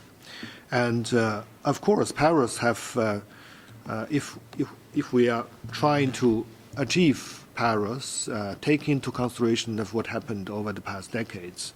Of course, Paris by itself, if we are taking the narrow definition of Paris, we cannot address all the security concerns related to space. So that's why we have so many forums in Geneva, in Vienna, and in New York, and so on and so forth. So I believe that all these fora are working to the same direction. And for the CD, it's very important and necessary for us to stick on this common purpose, which is called Paris. And of course, we cannot achieve a treaty on Paris overnight. That's because, as we all know, that's because the lack of political will, especially for current time, current days. I agree with Ambassador who said that even last year people can be more optimistic that on work in the CD and in other forums, but this year it seems that we are living in a even more difficult time. In the CD, we had several rounds of discussion or debates on this, and my answer to this phenomenon is that the Cold War mentality is back. It's back to the CD, it's back to the it's back to the national security strategy of certain countries. So, but this is a fact. We have to live with this fact. And so it is indeed very difficult for the CD or even or General Assembly or whatever to agree on, negotiate a treaty on Paris. But what, as I mentioned, that since this is one of the most fundamental purpose for the international community, I believe that CD, we have all the reason to keep this topic within the CD. And what we can do now, given the lack of political will, given the lack of any prospect in the foreseeable future, or even for the foreseeable future, that we can achieve a treaty on Paris. I think what we are working very hard, trying very hard to do is what we had last year, that in the format of subsidiary bodies on Paris, we can engage all the CD members on any kind of substantive work which related to the preparation for the treaty. For example, the GGE, the failed GGE, but I believe all the colleagues here agree that the GGE under the chairmanship of the Brazilian ambassador did a very excellent job to compile all the ideas or debates related to each and every aspect of Paris, taking into consideration of the latest developments and concern from various parties. So I think that the report, although it is not adopted by because of one country's objection, but I think that the draft itself can serve as a very good basis for the CD, for the substantive work in the CD, in the format of subsidiary bodies, in the years, in the weeks or months or years to come. So I think my delegation is ready to engage in such kind of substantive effort in the CD, and the Russian-China joint draft proposal for the PPWT is only one element. We are not imposing our draft to anybody, and even personally, I don't believe that the CD can eventually achieve a treaty only on the basis of the China-Russia draft treaty. But this is our sincere contribution to this effort. So I do believe that, first of all, we should not give up the idea, the fundamental purpose of Paris. And secondly, it's high time for us, and it is feasible that for us to concentrate our effort on substantive works which can, in whatever way, contribute to the preparation for negotiations in the future. Thank you. Thank you. Thank you very much for that, Ambassador Lee. Andre, would you like to respond to the question on the First and Fourth Committee, and then I'm passed to Jerome.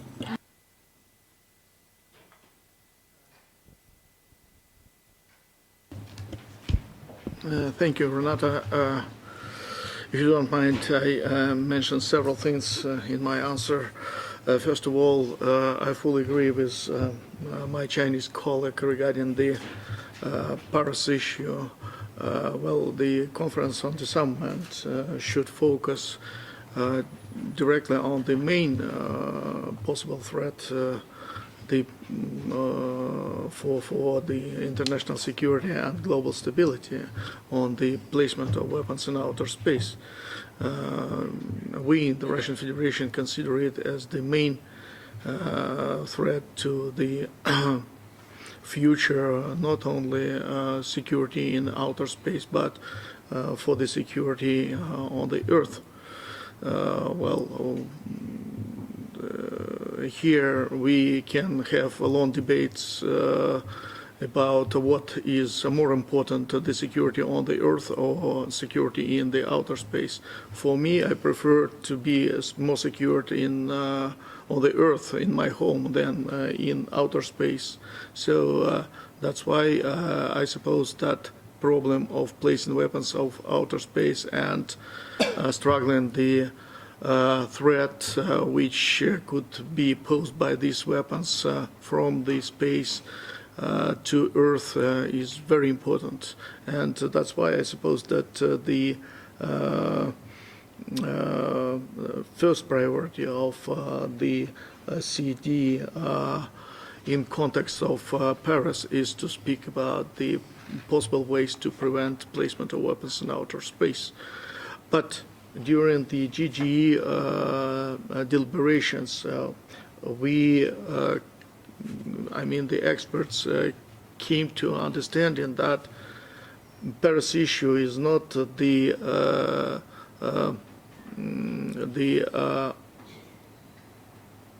issue about a couple of problems.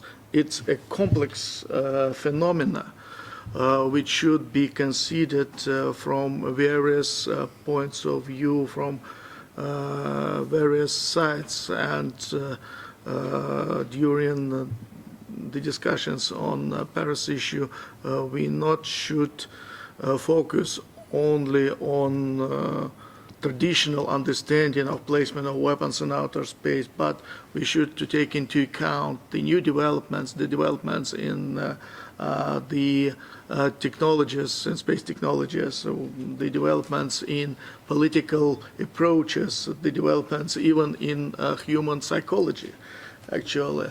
So, but once again, I suppose that the first priority of the CD is to focus on the placement of weapons in outer space.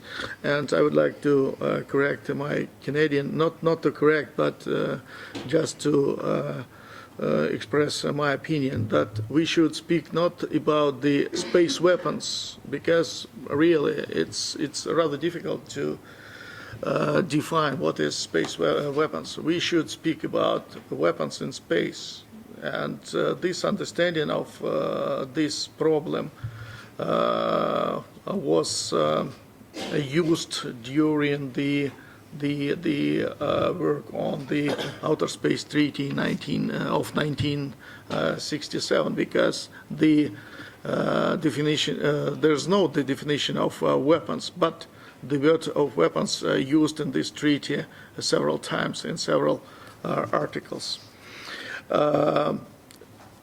So as to the joint meeting and the agenda of the joint meeting of the first and the fourth UNGA committees, I agree that the freelance deliberations during these meetings without structured and defined agenda maybe not bring much additional value to the deliberations on other fora, but this free exchange of opinions during this joint meeting definitely help us to understand the connection, the tight connection between the issues of peaceful use of outer space and the military use of outer space and weaponization of outer space. As to the new theme to its joint meeting, as to me, I do not have anything against it. It's a good theme, and the concept of shared situational awareness was discussed during the GGE, and there was the understanding that it's one of the very important element on which we can rely during speaking about other issues of security in outer space. And if such a system, such a concept will be introduced, of course it will put the level of security in outer space higher than it is right now. But the history shows that within this system, we already operating in outer space for more than 60 years. Of course, the situation is changing. The outer space became more congested, and of course, maybe it's time to speak about creating and establishing of such a system. But I suppose this theme is not for the CD. It's, I suppose, this theme is for the COPUS. And I would like to remind about the Russian initiative in COPUS of 2015, when we offered to create an international multilateral platform for exchange of information about the situation in outer space. So this issue is discussed in COPUS, and I hope that there will be some positive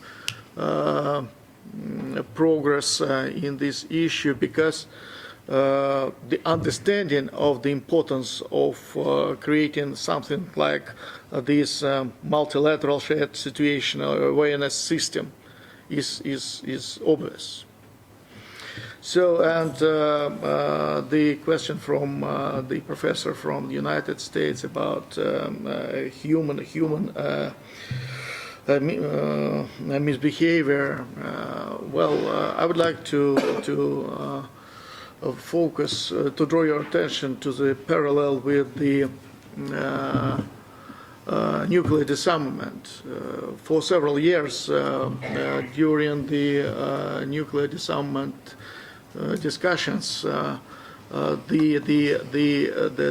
was issue of intentional or non-intentional use of nuclear weapons or non-intentional nuclear explosion, and it was demonstrated that, and it was proved that such the consequences of such unintentional, non-intentional nuclear explosion or use of nuclear weapons will be catastrophic for the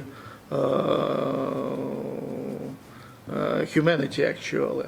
The same I can say about the placement of weapons in outer space. Of course, the placement of weapons in outer space will make the possibility of a human mistake in using such weapons rather higher. Right now, there is no weapons in outer space, so the possibility of such mistake is zero. If there will be weapons in outer space, it doesn't matter for which purposes, defensive or offensive. The risk of misuse of such weapons or non-intentional use of such weapons will be higher than it is right now. Right now it is zero. Then when we have weapons in outer space, it will be 1, 2, 3%. I don't know how to assist. I'm going to ask you just a minute. So, thank you. I apologize, Andrei. I just want to give a chance to our last two speakers, and perhaps they can also touch on the issue that I think Dr. Jha was raising, which is private sector and competition between private sector. Is that something that responsible state action, is that a driver for consensus? And perhaps we can start off with your own, and then Natalia, and that's very much in your area. Thank you. Maybe first to the question of Ambassador Mayer. Certainly for the UNDC this year, it's true that the fact of not having formal discussions had indeed nothing to do with the substance of the discussions, but with other issues. But how we can get around it? Well, we did it by having informal discussions, and we did make some progress. But obviously, as I said before, we cannot continue doing that. At some point, you have to start formal discussions again when you're really formally negotiating about wording, exact wording of elements that are on the table, and I think we have reached that point. So therefore, next year we would have to have a formal discussion. With regard to the PAROS question, the terminology, the way I understand the question is whether PAROS really still covers the entire the entire field, the entire issue, given the fact that it seems to be much broader than, well, first of all, it's already a question of what is an arms race and therefore preventing an arms race. At what point do you talk about an arms race and not just having some satellites in outer space or even some weapons? But also it's broader in the way that we have much more actors and there are so many other elements, and I think that really brings us to the question of private actors and also the question of safety. When you talk about PAROS, you don't think about safety. I mean, if PAROS means you take a very limited view on what you try to achieve, that may be too limited for where we are these days. But I think at the same time, certainly in our discussions in the UNDC, that people take a much broader view on on the situation, and certainly including issues like safety and the connection between safety and security.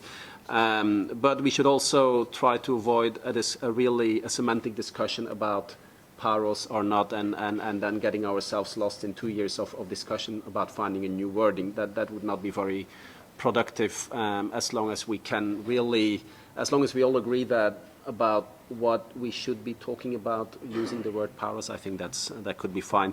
I found the remark of Mr. Jha very interesting about private actors, because when we think about commercial actors, we usually seem to think about them in terms of safety of all these satellites that put in space. We don't really think so much about conflict between themselves, and neither do we think about them as actors of conflict, possibly on behalf of states, but in a, just like private security firms are acting on behalf of states in wars on the ground, on Earth.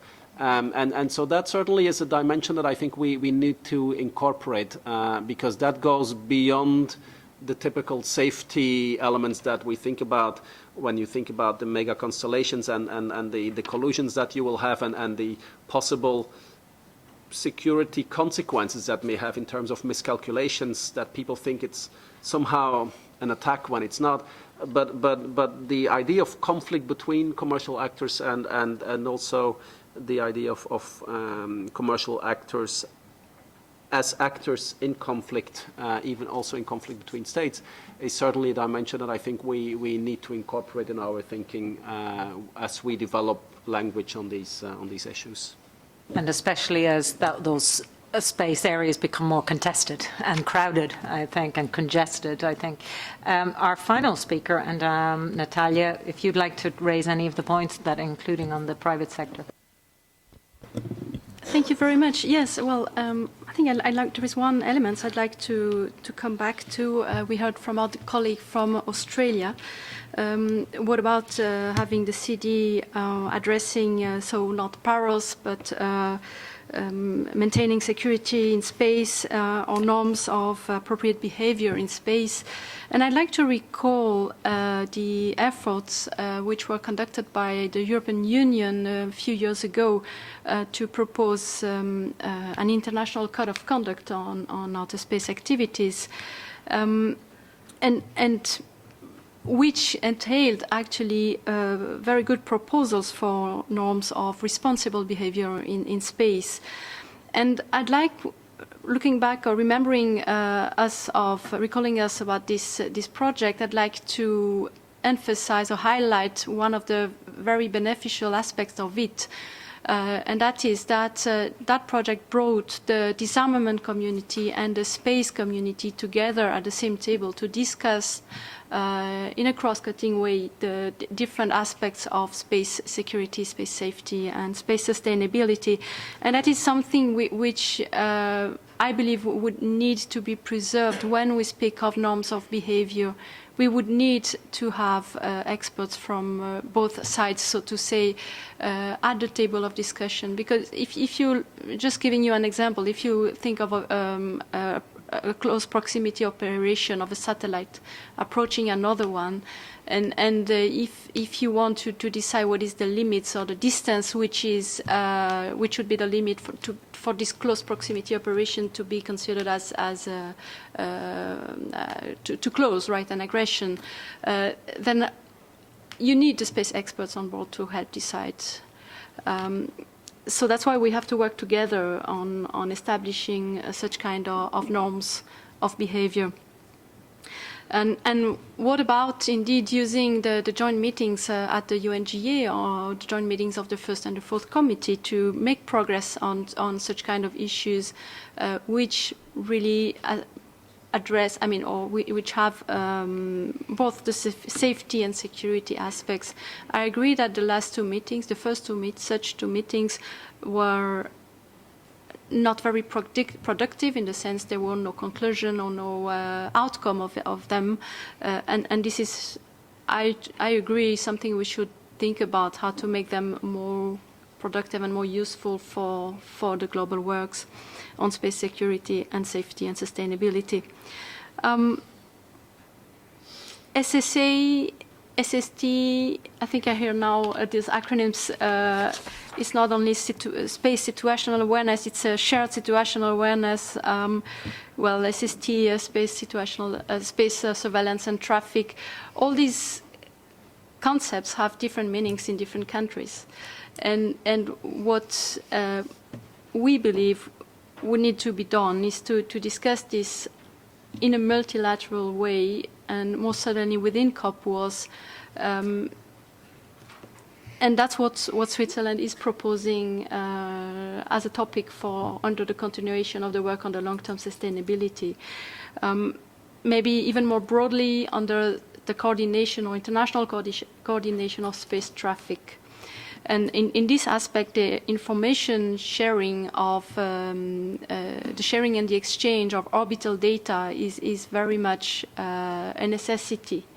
Also, be it for improving the prediction of the trajectories in space or improving the standardization of data to be exchanged. And private sector, what was also one of the questions raised, and certainly a question which gains every day more importance because the private sector is much more active in space.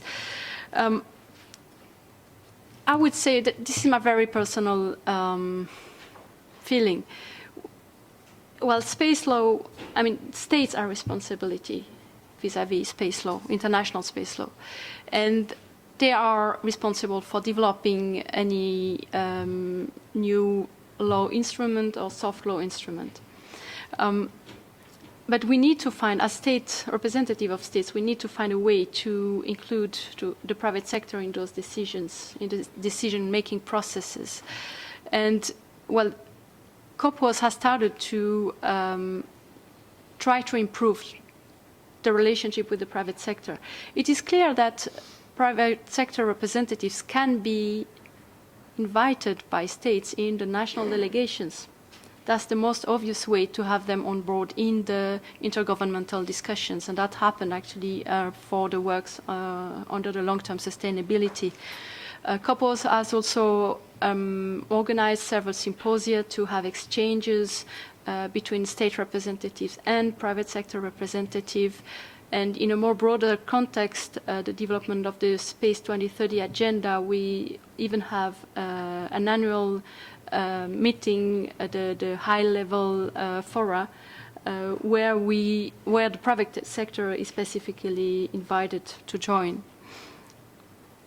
So, but I agree that efforts still need to be put on that. So I'll stop here. Thank you. Thank you. So I think, colleagues, that was a really interesting and rich launch. And I think, for me at least, it raised more questions than it presented answers, which I think is really why we're here today and why we're all gathered. I think first we saw that the multiplicity of fora, I didn't hear anyone say that's a bad idea. What instead all the speakers talked about is the need for more interaction across those multiplicity of fora.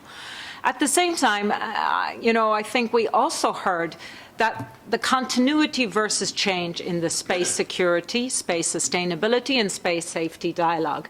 We heard about how many of those concepts are relatively elastic and can be extended to address new technologies, can raise new actors. And yet we've heard some doubt as to how much older concepts that we've used or frameworks that we've used, can they be effective in helping us address the threats of today? We also heard about that the cross-cutting nature of all of these issues, and many of the speakers, all of you, I think, in one way or another, referred to debris, referred to situational awareness as both a space sustainability issue, as a space safety issue, and indeed as a space security implications, or having aspects of space security implications. So how do we address that cross-cutting, while at the same time, as Ambassador Patriota noted, we need parameters, and diplomats are very good at, and arms control rests on, having clearly defined scope, parameters, negotiations, often quite focused on physical attributes. So I came away with thinking that the space security dilemmas present as much a challenge for our way of doing business in diplomacy and arms control as it does for tackling the substance of the issues of itself. And how might we have some of those cross-cutting issues going forward? One thing I did want to flag is that I think all of our panel speakers really reflected the value of civilized listening discourse with each other and with interaction. So they're all very good examples of how we must continue to look profoundly and seriously at and engage. So I'd like to thank them all for being so interesting and thoughtful and reflective, and come back for the next session on one of the issues that came up, namely Space Force. Thank you.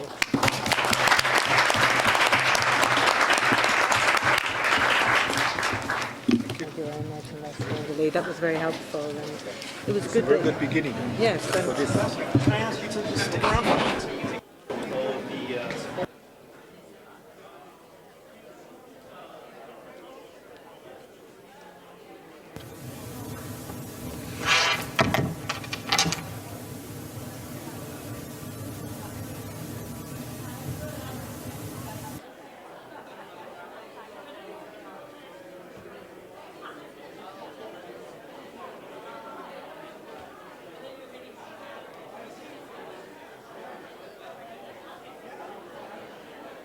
You are the only call in this conference.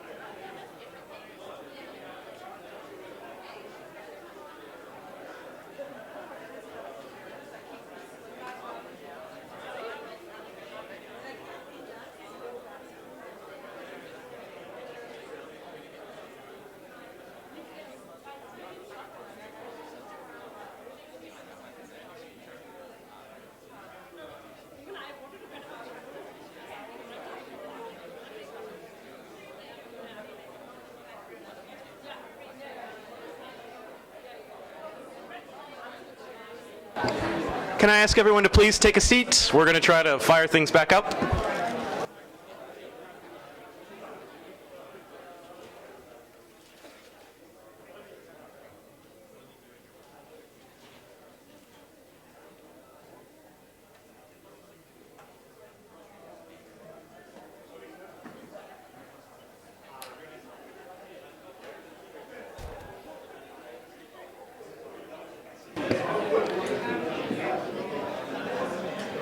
If everyone can just take a seat, I think we can move into the last panel of the day. We're keeping this relatively short. And just as an aside, I would also like to remind everyone that we are going to be having a film screening this afternoon, or this evening, at Cinema Empire. We're going to be showing 2 films, The Overview Effect and A Beautiful Planet. We'll also be having a panel with Jean-François Clairvoy, who's a former ESA astronaut, as well as Mr. Nicholas Hedman, my old boss from the Office for Outer Space Affairs, and Renata. And of course, it will all be moderated by Ms. Jean Messerve, who's joining us here. And anyway, with that, now that I see that everyone has taken their seats, I would like to hand over to my boss, Dr. John Borey. Good afternoon, everyone. That's right, I'm John Borey of UNIDIR, and it's my pleasure to welcome you today to this panel on Space Force questions. Now, I coordinate UNIDIR's research and lead its program on WMD and other strategic weapons, which includes space security, and it includes Daniel. Just a couple of reminders. If you're going to tweet about this event, we have a hashtag, which I think is OS19, and there's no Chatham House rule at this event. That means everything is public. So we've got a live stream there. Things are going out on video. So hi, Mum, wherever you are. And probably more importantly, buenos dias, Mrs. Porras, Daniel's mum. So everything you'll be able to view later, and others around the world will be able to see it too. So since even before the Soviets launched their first satellite into orbit, Sputnik, in the 1950s, there have been concerns about war in outer space.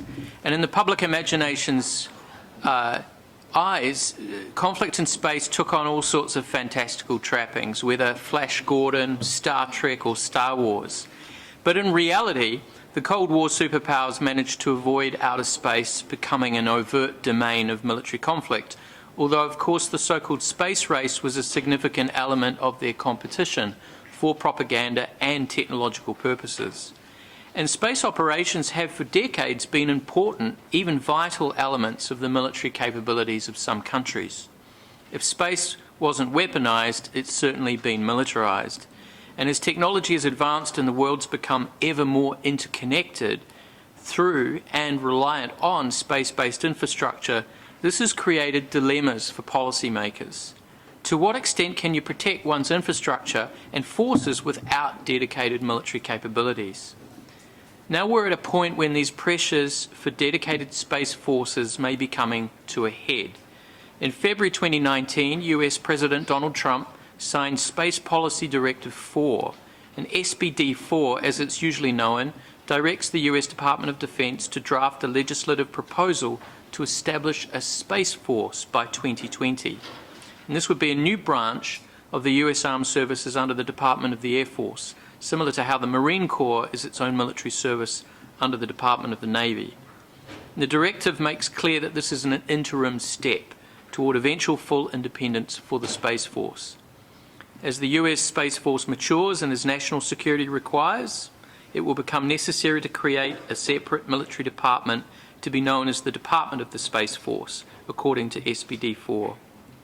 So SPD 4 doesn't create the Space Force, that requires congressional action, but it directs the Secretary of Defense to develop a proposal that will be presented to the President that he can send to Congress.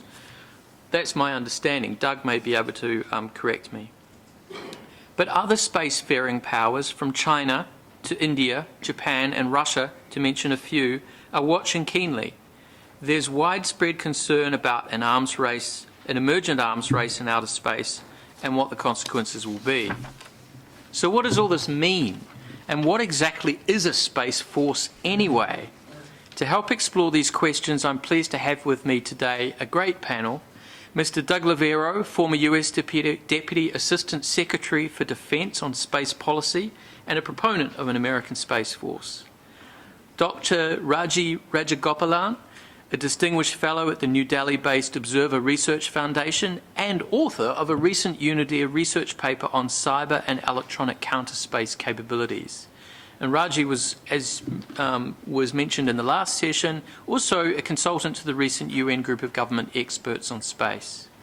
And last but certainly not least, Dr. Jessica West, Program Officer at Project Ploughshares and Manager of the Space Security Index. Now, Jessica has argued that, and I quote, the world's entered a second space age marked by an intensification of our interactions and reach into outer space. And she said the second space age should not be seen as a kumbaya moment. Like the first golden age of space, it's underpinned by strategic competition, military tensions, and a growing focus on the potential for warfare in outer space. So let me tell you how we intend to proceed. We want this to be an interactive panel, and by that I mean interactive among the panelists, but also with you, the audience. So I'm going to ask each of our panelists a kick-off question or two, and they'll have 2 to 3 minutes to respond to each. They don't have to use all of that 2 to 3 minutes, but they can use it if they want. And they can also hot pursuit each other's interventions with very short interventions. But these need to be kept to less than a minute and are at my discretion as moderator. And after a couple of rounds of kick-off questions for the panel, we'll go out to you for your questions and comments, which you'll need to keep under a minute or I'll ask you to stop. So, with that, Jessica, what is warfighting in space? And to what extent is this similar or different from warfighting in other domains? Okay, thank you. Obviously, I don't come from a military background, so I see my role here today as one of sort of raising some of the questions that I think others might be asking themselves, and I think pointed to the tensions and continuities that Renata raised during the last session. And I think the notion of war fighting in outer space is one of those instances of what Renata talked about in terms of concept evolution and perhaps concept stretching, and continuity and change. And in particular, I'd like to highlight how this concept has changed over the years. Warfighting in space is not a new concept, I don't think. The use of outer space for combat support missions on Earth, in the air, and in sea is as old as the space age itself. But it's been expanded. In more recent years, there's been greater rhetorical focus on normalizing space as a domain of warfare. Behind that rather frightening language has really been a focus on maintaining unfettered access to and use of space, on being able to fight through conflict, so maintain access to these combat support services. And I would say that we're seeing a greater expansion, again, maybe one step further under discussion of a Space Force, where we're starting to more openly include or lump in counter space capabilities, combat missions in space, not just combat support. And I'm wondering if this is a bit of a misnomer. To me, I think space is different, and I'm not sure if warfare in space is the best way to think about military security in an environment that is admittedly strategically competitive and has interference. And I think the potential for misperception is really strong here. I've been asked by very serious reporters, what does this mean? Does this mean there's going to be troops in outer space or space planes fighting each other? And the answer is no. But I think those misperceptions matter and should be steering us towards perhaps different languages or different ways of talking about military security in space. Because space is different. It's a global commons, but not a global commons in exactly the same way as some of our other global commons. It's a space of commerce, of military security, of civil activity, of science, and of peace, but all of these occupy the same space. They don't take place in different areas of outer space. They really overlap more so than in any other domain. And I think a lot of the threats in outer space also sort of interact and overlap with one another, and they're natural and they're man-made, and they're not as clearly military or not as they are in other domains. And I think the environment is also much more fragile than in other domains that we might engage in warfare. And over the years, I think space has been seen as sort of too important for direct combat and for direct conflict. And I think that self-restraint is still in our interest today. And I would I guess I would push for not missing this opportunity to think of outer spaces differently, to instead of thinking about warfare, to try to come up with a new way of conceptualizing it that is more appropriate to a space that is so fragile and so interconnected and so really interdisciplinary in its uses. Well, thanks very much. I think that sets the context really nicely. Doug, tell us about US plans for a Space Force, because you've written a lot about this over recent years. Why do you think it's a good idea, and what precisely is the Space Force going to do? Thank you, John. First of all, let me go ahead and give the disclaimer that I must give, is that I don't represent the U.S. government here today, nor any official organization. I represent myself and my own thoughts on the Space Force. And I should probably wave to whoever from the White House is watching right now. Space Force came into the public consciousness when President Trump announced it at a really offhandedly at a Marine speech that he gave back in March of 2018. But if anybody thinks that's the first discussion we've had of a Space Force in the United States, you'd be sadly mistaken. I have been involved in a debate on whether or not we should have a Space Force since 1994. And the debate predates me by several years. In fact, the debate practically goes back to the end of the Cold War, when we began to use space for conventional military conflict instead of using it just for nuclear security. We began to discuss whether or not we needed to reorganize ourselves in such a way to recognize the importance of this new domain. And that's where the Space Force discussion stems from. And that question, do we need to reorganize ourselves to recognize the importance of this new domain, is the question that Space Force is trying to answer. Space Force seems to have been thrust into the press because of the threats that people believe they see in space today. And that's true. But that doesn't change the discussion topic. It only changed the urgency of the discussion. As I said, we've debated this since 1994. I have personally debated this since 1994. We've had at least 4 congressional commissions who have looked at this since 1994. All of them came to the same conclusion, that in order for the U.S. to go ahead and maintain its national security and its predominance in space that it's necessary for that national security, and predominance has a very different word than dominance, and so I will explain that in a second, that we really needed to reorganize the way we did space. Now, when you say reorganize, it doesn't necessarily mean a Space Force. It could have been an agency. It could have been a change in how we would put the teams of folks together within the Air Force. It could have been a change in how we managed it at the national level.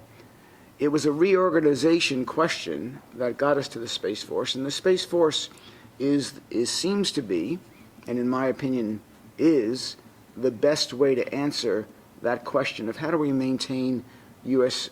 predominance in space for U.S. purposes, not over the needs of any other spacefaring nation, but to meet our own needs. And let me stop there because I don't want to violate the 2 to 3 minute rule, and we'll talk more on this topic as we move along. Thanks, Doug. And we're definitely going to have a chance to come back to some of these questions because I think it's really interesting. And we had one comment before that, I think from Dr. Jar, that near-Earth orbit is a finite resource. So how do we equate that with ideas of predominance and so forth? And maybe we'll come back to that later on. Raji, the US isn't the only spacefaring nation, of course. As a New Zealander, I'm very proud to say that ours is probably the newest spacefaring nation with Rocket Lab. But there are quite a number of spacefaring nations. And there have been recent developments, including, for example, in your own country, there's been an anti-satellite test. And there have, I understand, been rumblings as well about formation of a Space Force. Could you tell us about that? And if you know if there are other nations seriously considering also forming Space Forces? Thank you, John. Absolutely, you're right. I think the U.S. Is the latest of the countries that has actually gone on to set up a specialized space division, space command in a sense. But this is, the U.S. is not the only one. There have been other developments. Countries like China, you alluded to China, Russia, Japan have, all of these countries have done certain institutional rearrangements, certain amount of streamlining of these, their functions and so on and so forth. So I think this is not something new that we are seeing, but whatever, especially when President Trump does something, I think that gets the extra special headlines and so on and so forth. So for instance, PLA, for instance, has the PLA Strategic Support Force that came about a few years ago. You have the Russian Aerospace Defense Forces that have been, again, streamlined in a sense. The Japanese have gone on to set up some sort of a center that would actually look at how to effectively address counter-space threats, in particular the cyber and electromagnetic, electronic threats and so on and so forth to outer space. So this is not something new that's taking place, but this is also an indication, a reflection of the increasingly deteriorating space security environment that's kind of leading to. And also, I would add one more point. This is also a result of the great power politics. And I think that's something that we can't escape at this point of time, and that is going to continue having. But the one side effect that I see is that more and more countries could go down this path in terms of establishing specialized commands and so on and so forth. Talking about the Indian ASAT test, India did an ASAT test, but I think the demand for an aerospace command within India is more than 2 decades. I think first time, I think the Indian Air Force chief talked about in 1998 when he said that given the kind of increasing number of functions and the need for better coordination among different agencies, civil as well as military agencies involved in this exercise, you need a tri-service aerospace command that would bring about better coordination among all the. Having said that, I think two decades later, we are only today again talking about, we are closer, much closer to having a defense space agency as an interim setup before we get a full-fledged aerospace command. Maybe that's something that is in the next 5 years that might happen. But in today, I think that, this month, there was a report that talked about actually Bangalore is going to be hosting the first aerospace command, a defense space agency, which will be headed by the Indian Air Force officer. So there are 3 commands, 3 tri-service commands that were planned, one for cyber, a second one for the special operations, and the third one more for this outer space. So this is, I think this is these developments were bound to happen in a sense, given the overall, the nature of interstate relations, especially that is, and the previous panel did talk about the contested nature of the global governance aspects and so on and so forth. So given the kind of worsening security scenario within the outer space domain itself, I think these were bound to happen in a sense. Thanks, Raji. So it's very clear here that there are quite a number of states who sort of feel, I think, as Doug said about the US, that they need to defend their national security interests. For Jessica, I mean, in your view, what other ways are there to achieve, the stated goals of, say, the US Space Force? And I guess what does that mean for the kind of discussions we've been having both today but for many, many years about these peaceful uses of outer space? Yeah, I mean, I think what stands out from the current discussion is that we are talking about a military reorganization. I think that's part of the discussion and a core part of political wrangling in the United States over this, but I think it's a bit more than that. I think we're also talking about, or trying to sort out, a new and expanded warfighting function. And what the aims of that are is, it's not always clear. I think some of that's also being sorted out. Dominance/predominance, which we'll clarify soon, gets brought out. But if we're talking about securing access to and use of space, it's not clear to me that this is a combat mission or even a purely military mission. These are collective concerns that a lot of actors have, and I think many of the capabilities that the United States as well as others pursue really go beyond military uses and users. So when we're talking about resilience, the ability to make sure that our systems are capable of functioning if they're interfered with, and when we're talking about rapid reconstitution of capabilities, and when we're talking about space situational awareness and being able to know what's happening, to me this isn't really a combat focus. And so that's where I think there's value in stepping back from the warfighting language and thinking a bit more broadly about security in outer space. And a lot of these capabilities are things that have to be done in partnership with other states and with other actors, including the commercial sector, which is emerging as probably the most capable actor in outer space. So I think it is important to think about how we can achieve security, including military security, in ways that aren't just focused on military capabilities. If we do want to continue down this path, and as Raju's pointed out, there are lots of other states who are thinking and asking these same questions, then it's more imperative than ever that we start considering governance issues. If there's going to be more states setting up dedicated military forces, then we have to start talking about rules of behavior. How do we engage with one another? How do we prevent accidental warfare? If we want to say that space is a domain like other domains of warfare, well, other domains of warfare have these rules, and we don't have that in outer space. And so I see a bit of a conundrum where we try to say, just like other domains of space. To me, no, but then fair. If you want to say that, then we have to also start thinking about governance, which we do much better in other domains of space. So I don't think those aims will be achieved without more tools and thinking more broadly about security issues.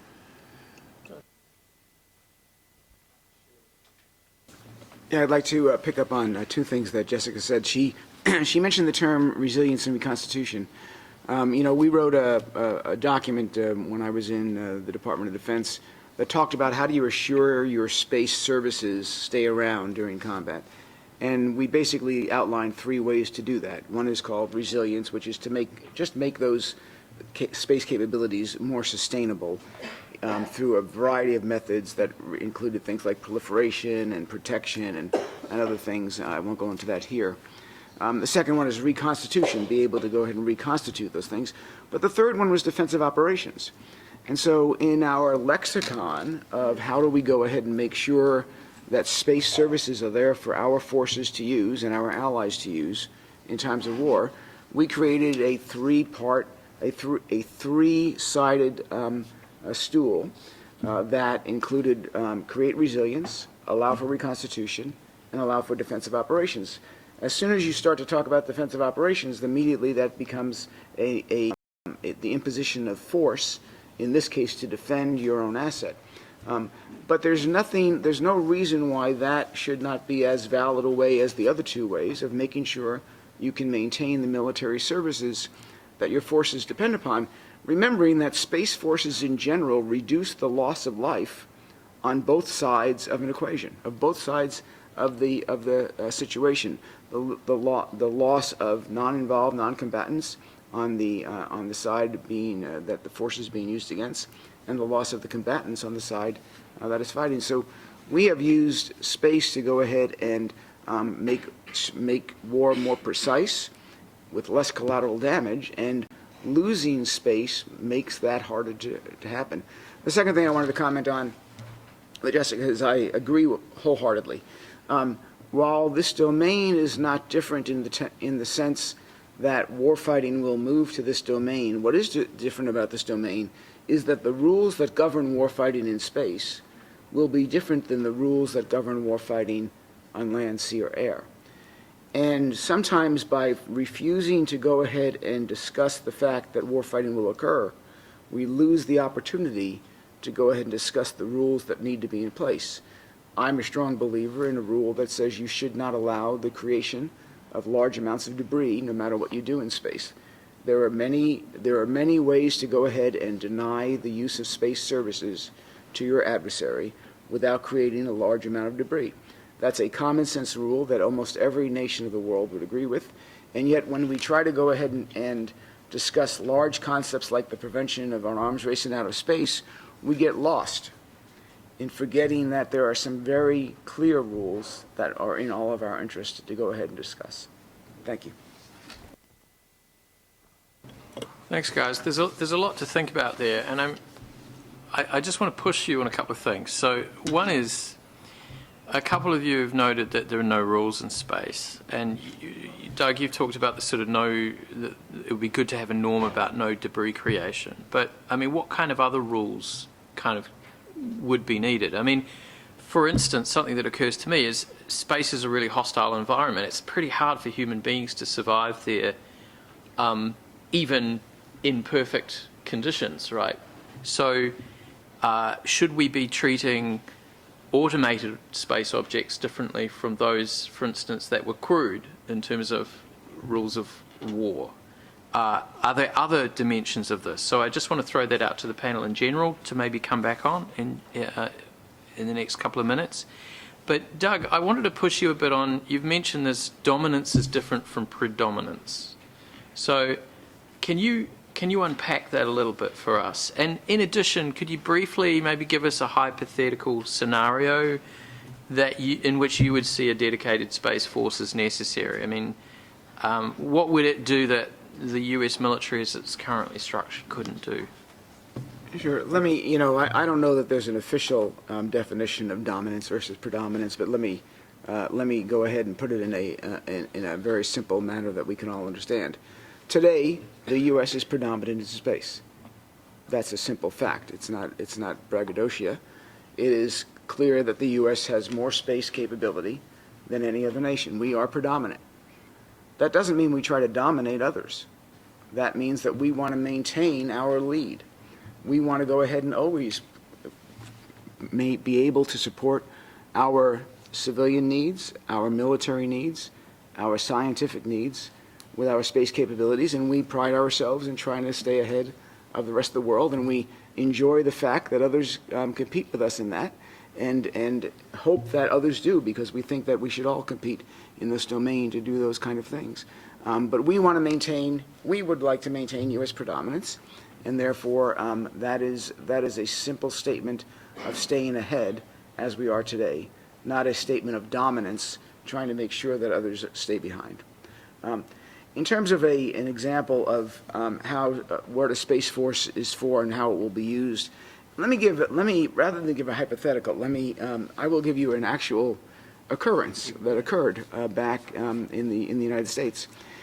In 2007, we all know that there was a demonstration by China of an anti-satellite weapon. We can talk later about what the intents of those weapons was, but the clear message that the United States received was that our satellites were at risk from hostile forces of another nation.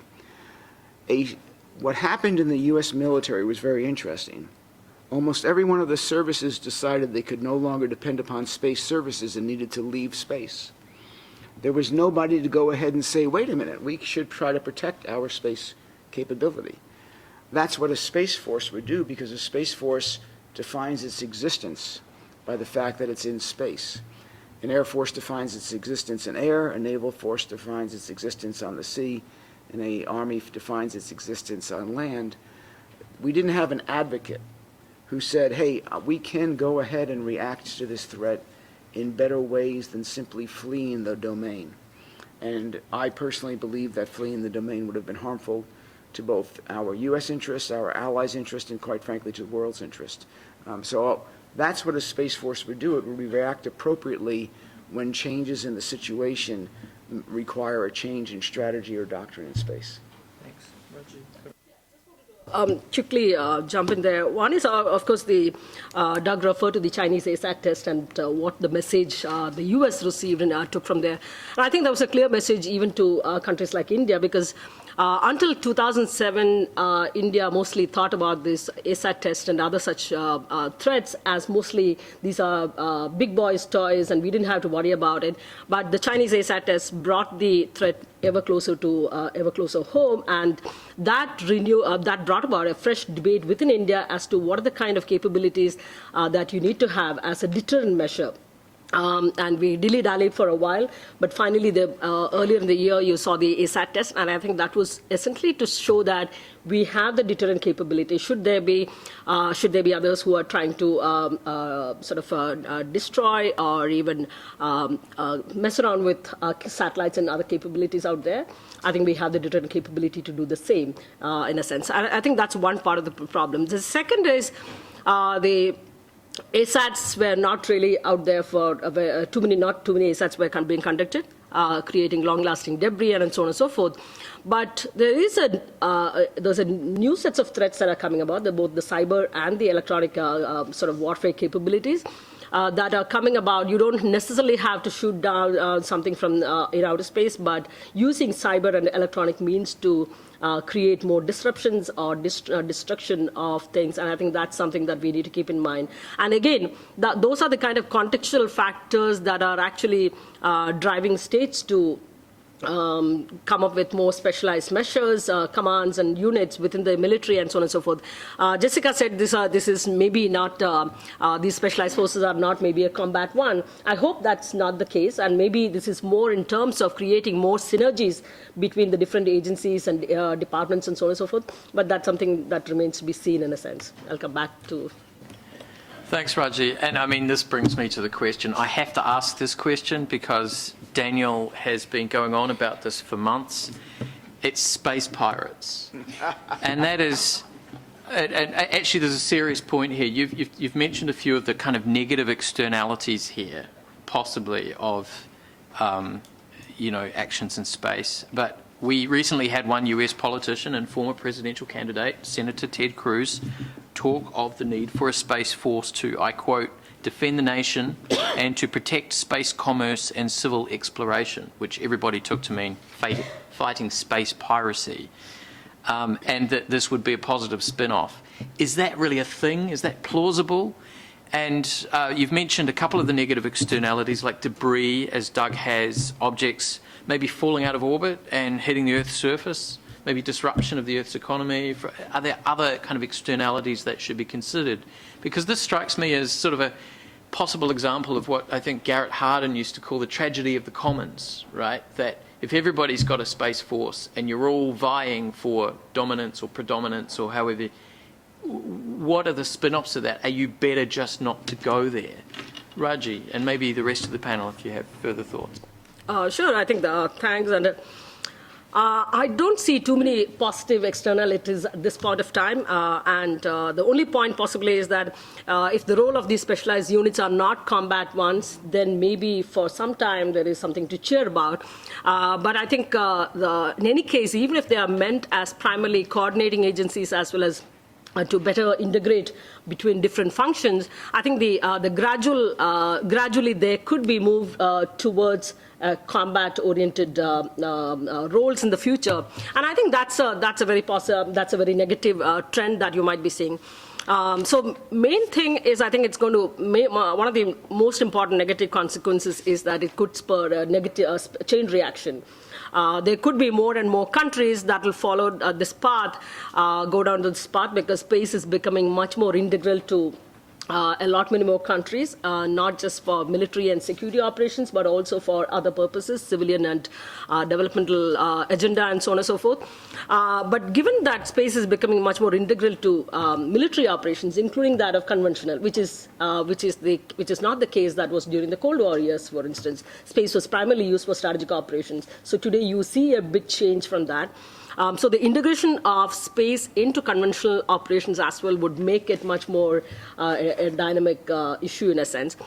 So that would mean that a lot of these countries would seek that same coordination that some of the major space powers have sought so far. So that's one major negative thing, that you could have a series of countries going down this path and developing this kind of specialized units. But the real danger is that if this is going to be falling under the military commands, then would this lead to a security dilemma among states? Particularly in different regions, whether it is Asia Pacific, I can see it playing out in a very negative manner.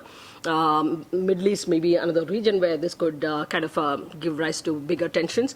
So the demonstration effect of some of these powers developing these capabilities, the uncertainties as to why these states are doing what they're doing, and will force other countries to copy them and imitate them in some sense. So there could be, so even if no side wants to win this, go down this path, you could actually end up in a situation where there is going to be a budding arms race in a sense, something that we don't want to see, but the kind of steps that we are taking at this time would force us to go down that path. And I think that's a big negative reaction. This chain reaction and the follow-up on that is going to be far more negative than. So I don't see too many positives at this point of time, unfortunately, but that's where we are. Thanks, Raji. Now, we're getting close to the time where we're going to throw it out to questions and comments from you. Before we do, though, I'm going to ask the question first to Jessica, but I think it's actually a question for all of you. How is planning for Space Force being perceived more broadly? Both by experts and the broader sort of set of nations and by other kinds of actors. I mean, the private sector has been mentioned several times today. What's your take on that, Jessica? Sorry, you quoted me earlier in one of my other pieces, and I think in the same piece I refer to, the question of a space force as a canary in a very toxic space environment that's warning us about the challenges that are here in terms of military competition, a sense of vulnerability, increasing capabilities for counter space operations that we're just not dealing with very well.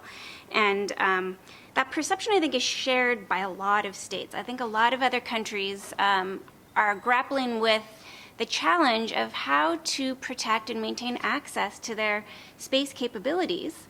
At the same time, I think there is a wariness and a reticence on the part of a lot of countries that are asking these questions to go so far as to talk about, warfighting missions in space, which include a combat mandate and also dominance. And I know you distinguish between predominance and dominance. That really gets lost in translation. And it's not said as predominance. It is said in policy as well as in public statements, dominance. And that, I don't think it's interpreted very well.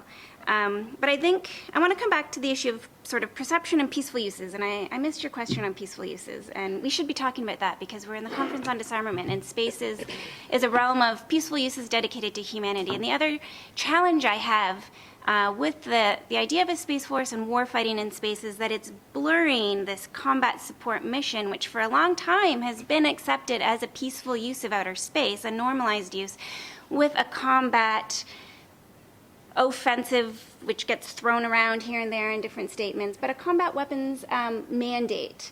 And I don't think that blurring is positive for space security because it muddies the waters on intent and perception. And if one military unit is responsible for both of these, it can be very difficult to interpret, what is going up in space, what is its purpose. And so I think creating, or at least maintaining, a really strong focus on what is a peaceful use of space, and then what are some of the activities that are being considered that might not fit here, and not muddying those waters any further is really important. And that's really a question of maintaining a clarity of intent and of perception, which I think is important. A couple of things. First of all, I want to just acknowledge that Jessica is correct. The word that the U.S. has officially used in this discussion is dominance. As I said, I'm not speaking for the U.S. government. I'm speaking for myself. Every debate that I've ever had about this is a debate about predominance, not dominance. And in fact, most space military defense thinkers actually think about the need to maintain our dominant position in space. In the political sphere, that tends to be talked about as dominance, but I'll leave it at that. First of all, on space piracy, we have had space piracy. We've had people hijacking communication channels of satellites for their own nefarious purposes, and that is piracy in every sense of the word. It doesn't have people saying "arg" on it, but it does. It is piracy. I think Jessica's point is correct that when we put a more military focus on the use of space, it is inevitable that we will start to talk about offensive as well as defensive activities. It is inevitable. It's also, in my opinion, the sovereign responsibility of nations to do so. It is the sovereign responsibility of military members of the United States to protect our people and our troops from attacks that are enabled by space systems. Let me say that again so it's very clear. It is our sovereign responsibility to protect our people and our troops from attacks that are enabled by space systems. It is the sovereign responsibility of every other nation to protect their people and their troops from attacks that are enabled by space systems. To deny that sovereign right is to go ahead and deny simple human existence. We began to use air for military reconnaissance in the 18th century by virtue of balloons. we didn't really have the ability to go ahead and shoot them down. We tried to across enemy lines, but we did artillery and I could not reach far enough. The first use of heavier-than-air aircraft in war was to shoot down the other people's balloons.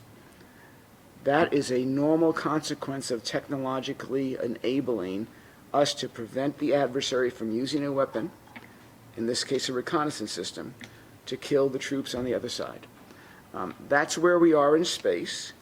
We've reached that technological capability. I want to say one more word. One of the reasons we in the U.S. focus so much on resilience is because we think the clearest way to prevent that all from happening is to deter people from taking that action, and the only way to deter them is to demonstrate that their actions in space will not eliminate the capability they choose to eliminate. And so this is a very conscious decision in the U.S. about how we think about this whole process. We want to avoid war in space. We think the way to do that is to have resilient space systems. We think that we need a space force to actually focus on that as their primary concern, but as a secondary concern to protect our citizens and our troops from space-enabled attack from other nations.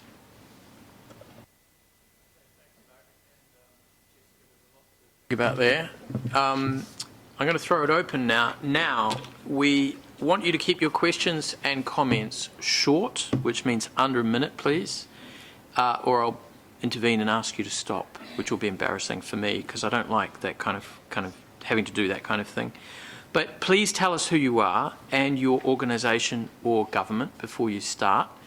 I've decided that we will offer a prize. Now, because it's the UN, it's not a very good prize because we don't have a budget for these sorts of things. But the best question or comment, I'm going to award these peanut M&Ms. Don't worry, UN Conference Services, the packet has not been opened, so I'm not violating any rules. And also, I've just thought of this, but there might be people out there watching us by video live stream and they might have questions. So if you have a question, tweet us at #OS19. My colleagues in the corner here will be following the tweet feed, Eric and Daniel, and they'll maybe, if they find a particularly good question or comment, they'll take the floor and tell us what it is. I'm afraid if you're at home, you won't get the prize, but if it's particularly good, maybe we'll eat the M&Ms in front of you. So I have, initially I have 3 people on the list. I have Dr. Jha, I have, I think, China, Victoria Sampson.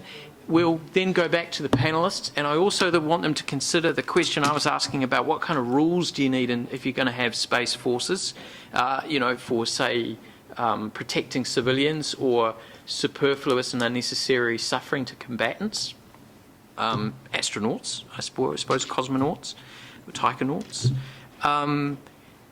So we'll go back to the panel after the 3 questions, and then we'll do another round. So, Dr. Jha, you're first. Thank you very much. So Mariba Jha, University of Texas at Austin. And one of the things that struck me as interesting, first and foremost, thanks for saying that the space piracy is real, because it is. But one of the things that struck me as interesting is the Space Force really trying to seek deterrence through resiliency. But one of the interesting things that Jessica brought up was this idea of governance, a governance framework in that domain. And so I guess my question to the panelists would be, to what extent does the US DoD or the Space Force contribute to a transparent space domain and helping develop those norms of behavior for governance, because it helps itself in the end?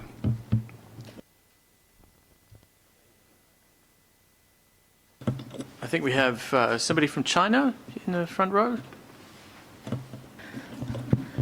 Yes, my name is Zuo Rui from Chinese Ministry of Foreign Affairs. I have one comment and one question.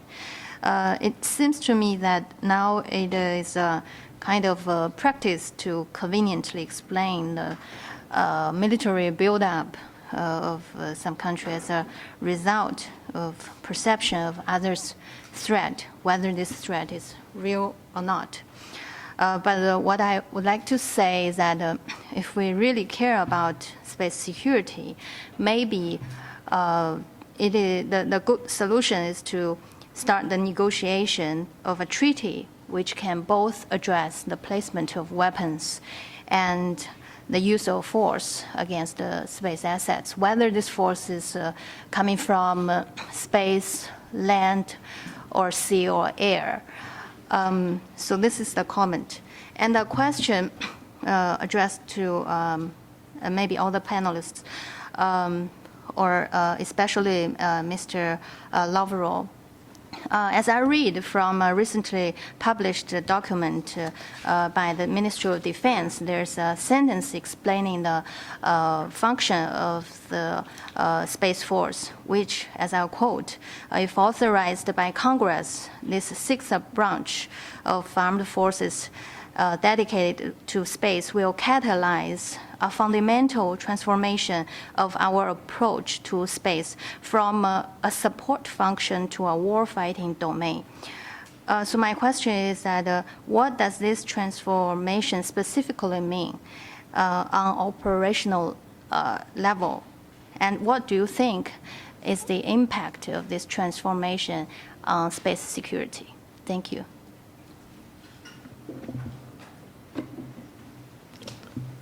Good afternoon, Victoria Sampson, Secure World Foundation.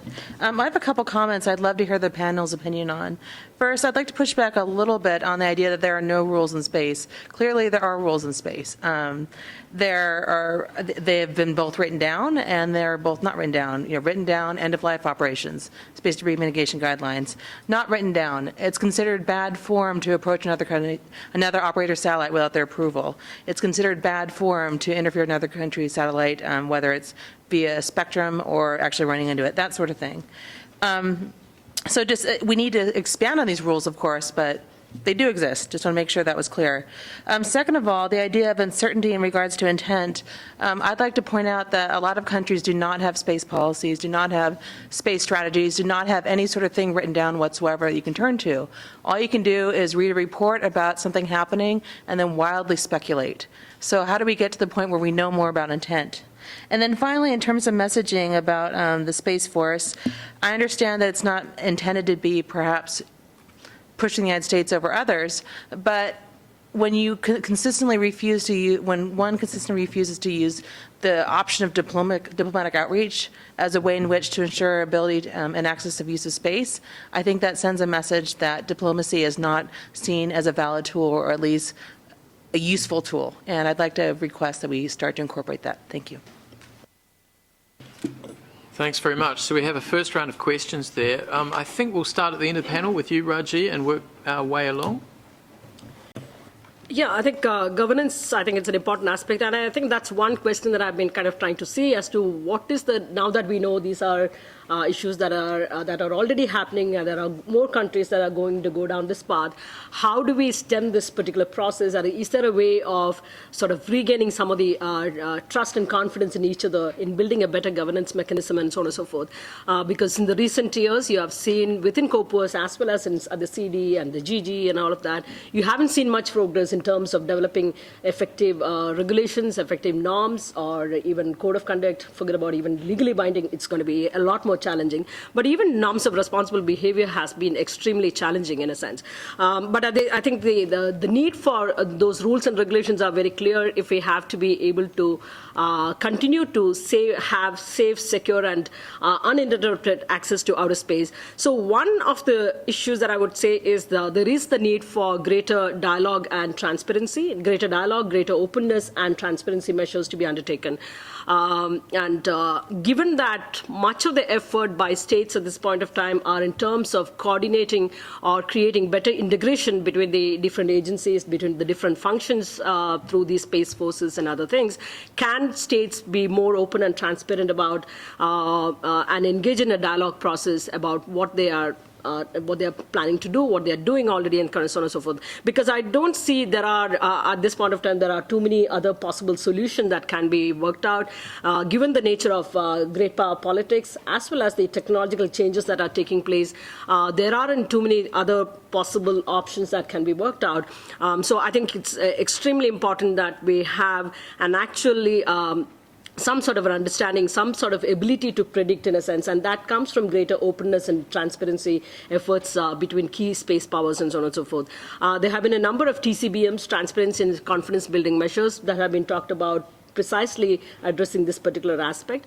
I think those can be looked at, and that the states must take lead in bringing out some of these TCBMs once again, because I think the alternative is very negative. So I think there are states that have to do this in a big way. Also, there is a need to prevent the spread of such space forces. It might be some time before we get some sort of understanding between as to why states are doing in a very clear manner if we don't undertaking the greater education. We could try to sort of having the public putting a lot of pressure on governments to come up with state space forces and things like that, these kind of specialized units. So there are a multitude of things that need to be done both domestically within a country, but also within the larger global scheme of things. I think when you talk about the global rules of the road, I think you need all the different mechanisms and initiatives, whether it is legally binding measures or political instruments and so on and so forth, like the TCBMs or a code of conduct.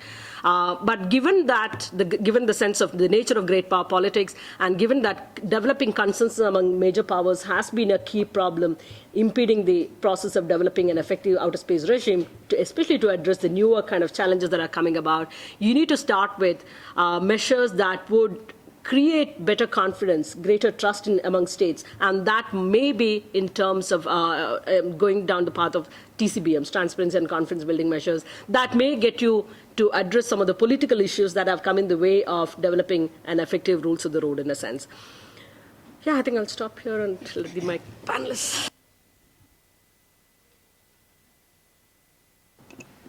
Okay, Victoria, my apologies. I don't think I said there's no rules, but I don't mean to imply there are no rules. But certainly there are not enough rules. I think this room would agree on outer space. And I can sort of see three different areas where we can make progress on this. First and foremost, we need to go back to the panel we had earlier and focus on rules that apply to everybody in space, because safety and sustainability and security are concerns of all actors, including commercial actors, civil actors. And when we have rules, especially rules of behavior, ways in which we expect others to conduct themselves in space, that really is a good way to differentiate peaceful from non-peaceful uses of space, particularly if we're going to start blurring some of these capabilities. So I think that's the most important place to start. If there are going to, if long-term we move down the path of sort of space forcey ideas or combat things, I guess what comes to mind are things that we have in place in other domains where you have modes of communication between militaries so that you can avoid an incident that might escalate into something that is completely unintentional. And I don't see that, and I don't work in the military, so maybe I'm not aware, but I don't see a lot of that happening in space.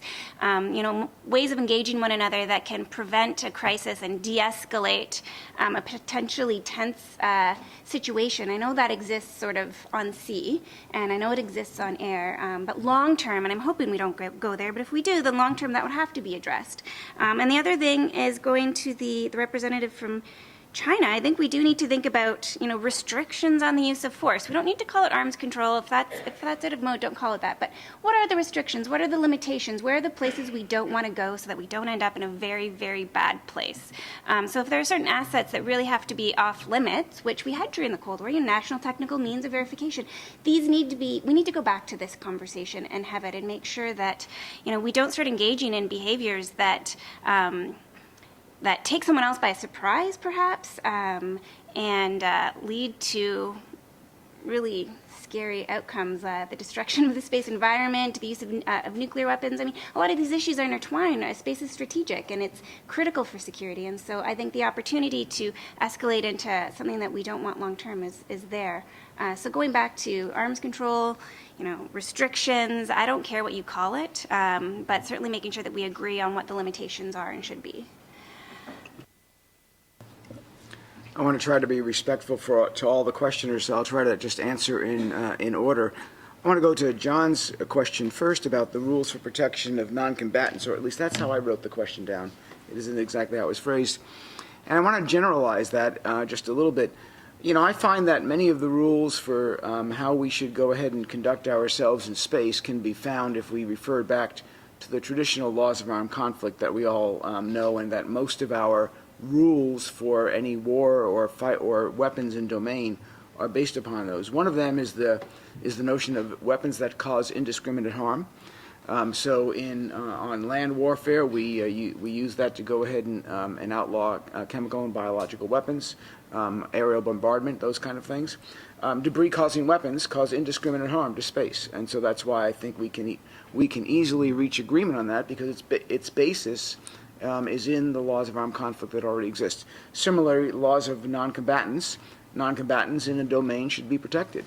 Astronauts on a space station are not non-combatants in the domain. They should be off limits. If there were people in space planes dropping bombs from space, not that there are, nor do I think that's a very efficient or cost-effective way to do things, but if there were, then they would be combatants and they would not be off limits. So again, we can take these laws that are well understood. We do not outlaw war on the face of the earth. People refer to to nuclear disarmament treaties, saying that we should be able to translate nuclear disarmament to a decision to go ahead and prevent the placement of weapons in outer space. Those are two completely different things. Nuclear disarmament is the destruction of civilization. The placement of weapons in outer space is not. That's why you can't just translate that discussion to a space environment and hope to go ahead and get international consensus. But there are rules we can get international consensus on. Let me go to question number 2. What does Space Force contribute to transparency? Morbid, I love that question, because it's exactly the right question, and it also refers to a question that Victoria gave. Today in the U.S., we don't want to go ahead and negotiate anything because we don't know what our doctrine is for space combat, space war, space conflict, whatever you want to say. Lacking our doctrine, we don't know what rules we can agree to and what rules we can't agree to. So we agree to none, which I think is very harmful. I believe if we act, a Space Force, one of its first duties is going to be to create doctrine. And that doctrine will then allow us to shape rules that are in everybody's interest. Not just in the U.S.'s interest, in everybody's interest. We've done this in naval warfare, we've done this in air warfare, we've done this in land warfare. Each of those services have a history of doctrine, which we then use to create the basis for consensus about what kind of things we don't want to have happen in war. And I think that is a critical area for us to do. In terms of the question on a support function versus a warfighting domain, I think that's a great question, because we often hear that statement, but we don't know what it means. We actually knew space was a warfighting domain between 1960 and between 1992. Every U.S. satellite was nuclear hardened because we knew the Soviet Union was intending to attack them with nuclear weapons. And so we hardened the satellite against that. We designed satellite constellations back between 1960 and 1992. We designed them specifically to be able to exist through nuclear war and still help us go ahead and retaliate. That was a foundational element of mutually assured destruction, which kept the peace for those times. Somehow, after 1992, we forgot that space systems could be threatened. We stopped designing them as if they were threatened. We stopped thinking about what would an adversary do to eliminate them. It became a support function, a pure, peaceful support function, as opposed to thinking about what harm could come to these systems that we would not want to see happen. And so moving it to a warfighting domain means to start to think about it as if there is a potential for attack, recognizing the capabilities that others have demonstrated, and plan your systems so they can operate even through that attack, which is what we call resilience. Finally, to Victoria's question, I think I've already answered part of it. You're right, rules exist, but not enough rules exist, as Jessica said. I would love to see a rule that talks about how close you can come to another satellite in space. But today, under the Outer Space Treaty, you can come within one atom of another satellite and still be legally and still be on the legal side of that treaty. That, in my estimation, is a nonsensical interpretation of that treaty, and would indeed, in my estimation, would create harmful interference. Unfortunately, the way the Outer Space Treaty is written, it's only if it creates harmful interference on the case of the actor, not the person being acted upon, that it requires negotiation. So I think it would be good to go ahead and lay out no debris-causing weapons, what is a safe distance of approach, what kind of notifications you should have if you're going to go ahead and miss those safe distances. One of the things that was brought up earlier is that I think critically, and has nothing to do with warfighting, but is it how we're going to deal with the civilian uses of space that in and of themselves appropriate pieces of space. The question was asked earlier about civilian conflict in space. Right. When we put 12,000 satellites in space, it's going to appropriate a 10-kilometer shell in space. We better figure out how we're going to deal with that as nations, because we all are going to have to use that space. There you go. Thanks, Doug, and thanks to all the panel so far. I'm sort of really struck by this thing that you said, that there's a need for doctrine, because you've already kind of, you're creating the organizational structure and the capabilities before the doctrine. So you're creating something before you know how to use it, which is, I guess, something fairly common historically, but it's not always worked out very well. And I'm also struck by, there have been a number of comments made about connections to, in references to nuclear deterrence, nuclear command and control. And it seems to me that one of the issues here is the potential for entanglement. I mean, so maybe the panel will have something to say about that in the next round of comments. Now, we're at 5:25. We're going to end at 5:45, and we need to give Daniel a couple of moments to show a very, very short video clip from an astronaut and to make some announcements. I'm going to take one more round of questions. I see Paul Meyer. I see Mariba, you have another question. I see Andre Dupois, so it's got to be quick, okay? And then I'm going to ask my comms people, no tweets, nobody out there is asking questions. Is anybody watching out there? There's one question. So there's one question. So we'll go to that question fourthly, and then we'll go back to the panel, and then they'll kind of have their final kind of remarks as well. So, Paul, keep it short. Yes, Paul Meyer, the Simons Foundation. We've always noticed that it's much harder to measure intent than capabilities, and therefore I think one of the few areas to do that is policy pronouncements. And language really does matter. When you have a policy pronouncement that suggests that American dominance in space is the goal, that worries people. Similarly, the common sense reaction to hearing that space is being described as a warfighting domain is that there's an intent to conduct a war in that domain. So I think we have to be sensitive to that. And also, as we know, that it's not like a tabula rasa out there. We do have the Outer Space Treaty that identifies for peaceful purposes, that has promotes international cooperation, that has to avoidance of harmful interference, and ITU agreements have a similar. So there is, I think, a need to recognize that the doctrinal elements should be clarified, and transparency is helpful there going forward. Thanks. Yeah, just very quickly, back to the idea of safety, security, and sustainability coming from transparency and predictability. Right now, if we took the LTS guidelines and every country made that space law, would we have a problem? And the answer is yes. Why? Because we still can't predict. The thing is, cultural competency is still absent from this discussion.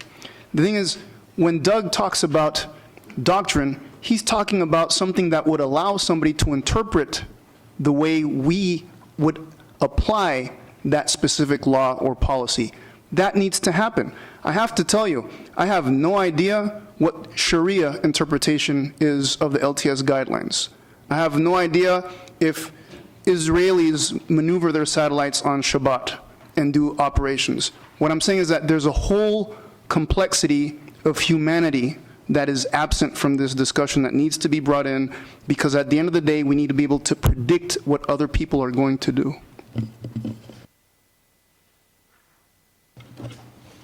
Hello, my name is Andre Dupuis. I'm the president of a company called Space Strategies Consulting. A very quick comment and then a very quick question. Language is important, and Doug made the point between dominance and predominance.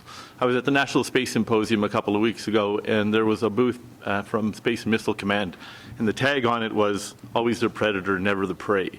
It sends the wrong message. That's my comment. My question then is, Raj said we should prevent Space Forces. I think that's what you said. I would posit that perhaps we should encourage them. In the context that when air forces, armies, or navies have to face each other on the battlefield, they have protocols that they put in place, which are outside of either diplomatic or treaties. And so ways to control escalation or to understand what's going on. So perhaps the answer is the other way around. Having predominantly the largest space players put in place organizations and structures that at least they can recognize that would allow mill-to-mill staff talks that perhaps allows for de-escalation or at least an understanding in times of conflict. Okay, yeah, some interesting thoughts there for our panel. Daniel, do we have any more questions? We do have another question, but the person who would like to ask the question is in the room, so I figure we just give her an opportunity to ask the question.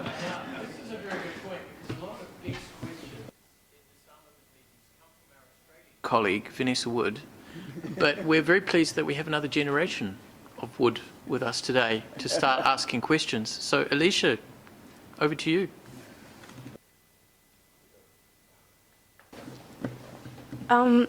I just wanted to know what kind of space force would it be? Like, would it be drones, or would you send soldiers up in spaceships? And also, like, what's the opportunity cost of sending a space force up there? Like, couldn't that money, like, it'll cost a lot of money to send, like, a space force up into space. Like, couldn't that money be spent elsewhere, like Earth? Thank you.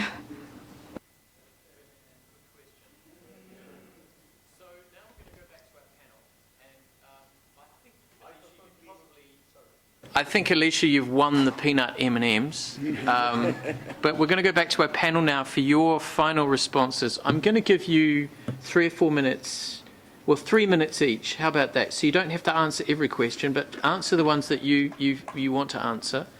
And then I think we'll wrap up and hand over to our MC, Daniel Porras, for a 3-minute video from Frank White, the author of The Overview Effect. And wasn't he an astronaut?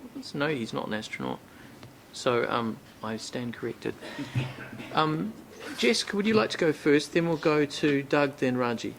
Okay. Well, my closing statement is more a response to something that Doug said that I want to push back on, which is that, you know, the equivalency between nuclear disarmament and space issues about space security aren't the same. And I think they're closer than you might say. Sure, nuclear weapons can annihilate humanity and the Earth. That's something that my organization takes very seriously and works on, and deserves our full attention. But I think the possible outcome of, you know, direct combat and warfare in space is also significant.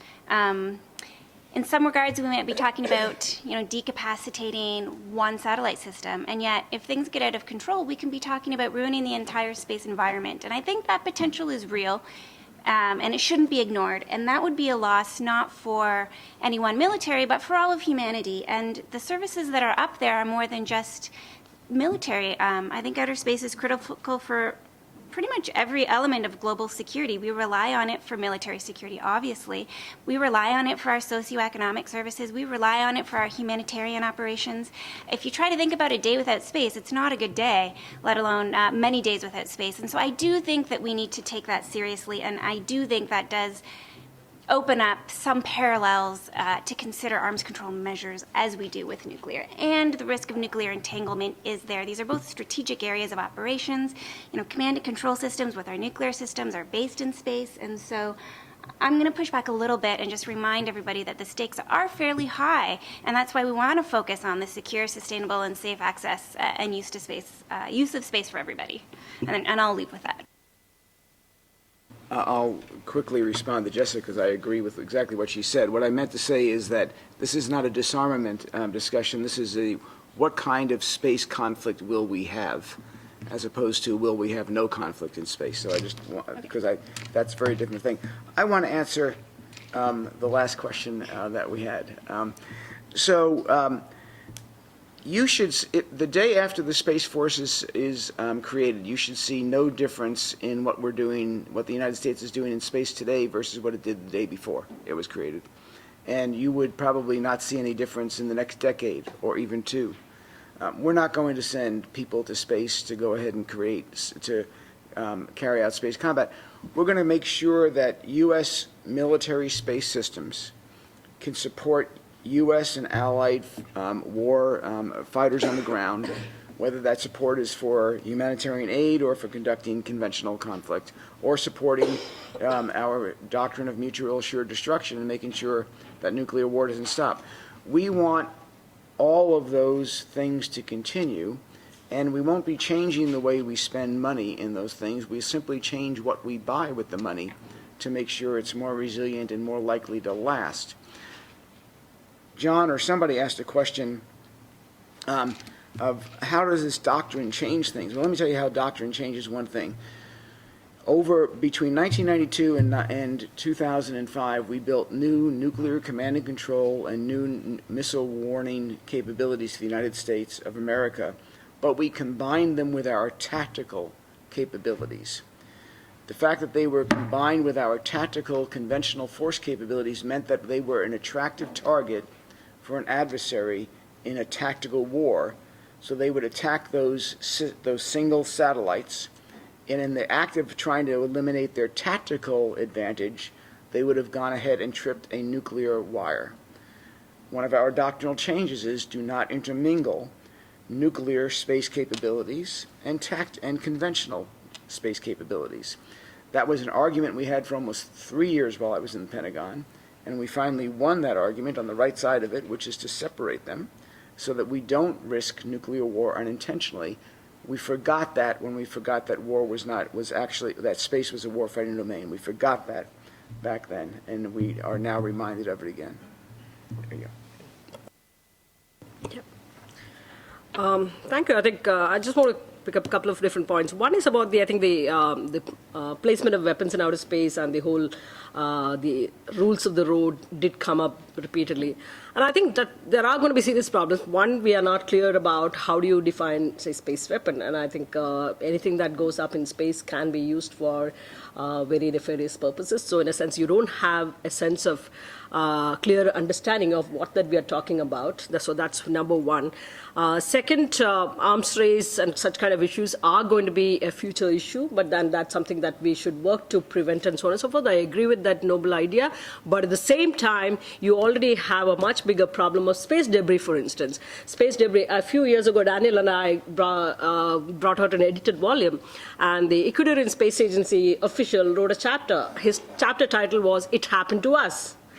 They lost their one and only satellite because it came and hit a debris. So space debris is already a much bigger problem. We need to do something about it. So when we talk about global rules of the road, I think we also need to take into account some of the bigger challenges that are already on us today. And so that is one. Second, I think there has been a lot of talk about how there is outer space treaty out there. It's not that we don't have any rules at all, but at the same time, we need newer mechanisms, newer initiatives to tackle some of the newer set of challenges that are coming about. And I think in that regard, I would argue that we also need to educate our political leadership in terms of what is that we are trying to do, what is the vision for space. They should have a bigger idea of.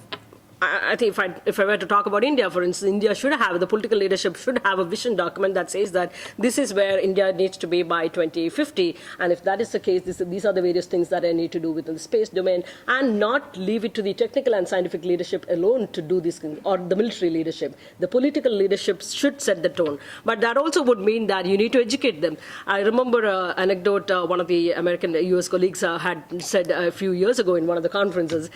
She was talking about as to to how one of the scientists community, members of the scientific community went to the political leadership to talk about, oh, sir, we need some more space weather satellites. And he says, no, I have a space channel on my television, so why do we need a space satellite, so weather satellite? So that's the kind of understanding. So I think we need to clearly understand, sort of educate the leadership of the kind of priorities, the kind of space environment that we need to have in place, and what are those, if that is the case, what are those kind of restrictive measures, mechanisms that we need to have in place, or the limitation, like Jessica talked about, that we need to bring about. So I think those things are completely missing in a sense. The political leadership is not very clued in, but I think the transparency and dialogue are the ways to go about when we, yeah, Andrew, okay, you talked about Space Force not being a bad thing. I think there are some positives in a sense. It can bring about better allocation of resources, better funding, greater coordination between different agencies. But I'm not entirely certain that proliferation of space forces is a good thing, because it could give way to more insecurities at multiple levels, at the regional levels in several different regions. I can see how that might play out, and also at the global level, the competition and the kind of wariness among the major powers could deepen further. And I'm not too sure that itself is a very positive thing. But otherwise, at a domestic level, when you look at it, it can bring about greater funding and greater priorities, setting out the clearer priorities and kind of thing through such through special forces, special units for space, and so on and so forth. So I think there are, yeah, some positives, but I think I see a lot more negatives at this point of time for a space force kind of thing. Thank you. Well, thank you very much. I would just simply add to that very good question from you, Andre. I'm very interested in nuclear risk reduction. That's something that I spent a lot of time thinking about. And despite having very specific military structures, not all of the nuclear armed states have good crisis communication systems in place. So it's not a given that you create an organizational structure or capability that's going to result in good crisis communication and knowing who to pick up the phone and talk to. So that doesn't mean it's not impossible, but I think it's they're slightly different things. And I think your question underlines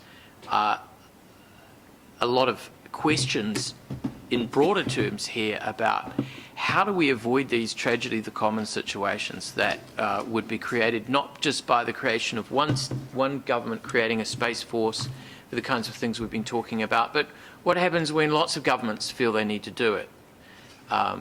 And it often strikes me that when we're talking about predominance, it's a bit like the Royal Navy in Britain in the 19th century, or this notion of Pax Americana. It's a notion that, it's a rules-based order, but at the end of the day, somebody undergirds that with some muscle and some iron. And is that the world we're going to be living in this century, where there will be, it really will be a more multipolar world? So how do we create the structures that we need to avoid conflict where possible and to avoid these tragedy of the commons situations? So I think that's something to think about for tomorrow. But I want to thank our panel. Have you found this interesting? I found this really interesting. The good news is, there's three bits of good news. One, our day is almost over here. The second bit of good news is we have a fantastic movie or two tonight, which Daniel's about to tell us about. And the third thing is we continue tomorrow here in this very room. And I can guarantee we've got a lot of really interesting stuff going on. So I hope that you'll come back. So with that, I'm going to end the session. I think we should give our panel a round of applause.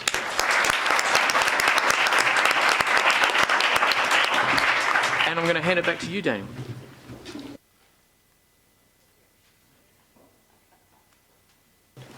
Don't run away. We have a very, very short film. Thank you, everyone. So I think we've already spent a fair amount of our day today talking about competition in space, the possibility for conflict, and really what I think are some very difficult issues for us to talk about and still remain friends. So one of the things that we would like to, that we're going to do this year is that we're going to do a film screening tonight, 2 films. One is called The Overview Effect, and the second is called A Beautiful Planet. And the first film, The Overview Effect, is based on a book that was written by a gentleman named Frank White. And this focuses on the psychological impact that occurs to astronauts, cosmonauts, and taikonauts when they go into outer space and see the Earth for the first time. We think this is a really interesting concept because it goes towards the heart of, how are we all in this together? And it really explores some of these issues that we're talking about, but from a much broader perspective. So that's going to take place tonight at Cinéma Empire in Carouge. I think we've sent out directions to everyone, but if anyone has any questions, please talk to me afterwards. I'd be delighted to show you. It's free. There will be more stickers. And I think it'll be a very interesting conversation with some folks that spend a lot of time thinking about outer space and how we can work with outer space. And as I said, it'll be moderated by Ms. Jean Messerve, who's over there in the corner. And it will also feature one of my old mentors, Mr. Nicholas Hedman over here from the Office for Outer Space Affairs. So with that, I would like to leave you with the inspirational words of Mr. Frank White. Hello, everyone. Thank you for inviting me to join you virtually to talk a little bit about the overview effect and its importance to the future of humanity. It seems like a long time ago now, April 12, 1961, when Yuri Gagarin was the first person to experience the overview effect after he was rocketed into orbit by the Soviet Union's space program. Since that time, more than 500 people from many different countries have followed Gagarin and have had that same experience. As they came back, they've explained it to us differently because they are different people from different nations, but there are some common themes that we should listen to. And one of them is really simple, and that is this: we are all in this together. We have many differences here on the surface of our planet, but the astronauts see it from a distance in a context of unity. They see the Earth as a unified whole, as a planet that needs unified approaches to the many problems that we face. Another theme is the desperate need for international collaboration. The astronauts do not see borders and boundaries from a distance. Now, we know they're here, we know they're in our minds, and they're important to us, but we can transcend them to work together for the common good. Another theme that emerges is the need for sustainability. The astronauts see a planet that is doing its very best to support us and all life, but is reaching its carrying capacity. There's a fragility to this view of the Earth from orbit or the moon. And it's up to us, we who are the astronauts of Spaceship Earth, to really treat it appropriately and with care in order to realize our mission as we move through the universe at a high rate of speed. Soon, others will be having the same experience as they take commercial space flights into near space or into orbit, and as they experience high-resolution virtual reality renditions of the overview effect. I firmly believe that this experience of the overview effect should be a basic human right. It is, after all, telling us the truth about who we are and where we are in the universe. And having more people have the experience would benefit our entire planet. So thank you for what you are doing to make the world a better place. And thank you again for inviting me to be here today. We promised it was short. So thank you very much, everyone. You're free. Please come back tomorrow morning at 9 o'clock so we can take up the topic of missile and rocket dual-use challenges. Thanks a lot.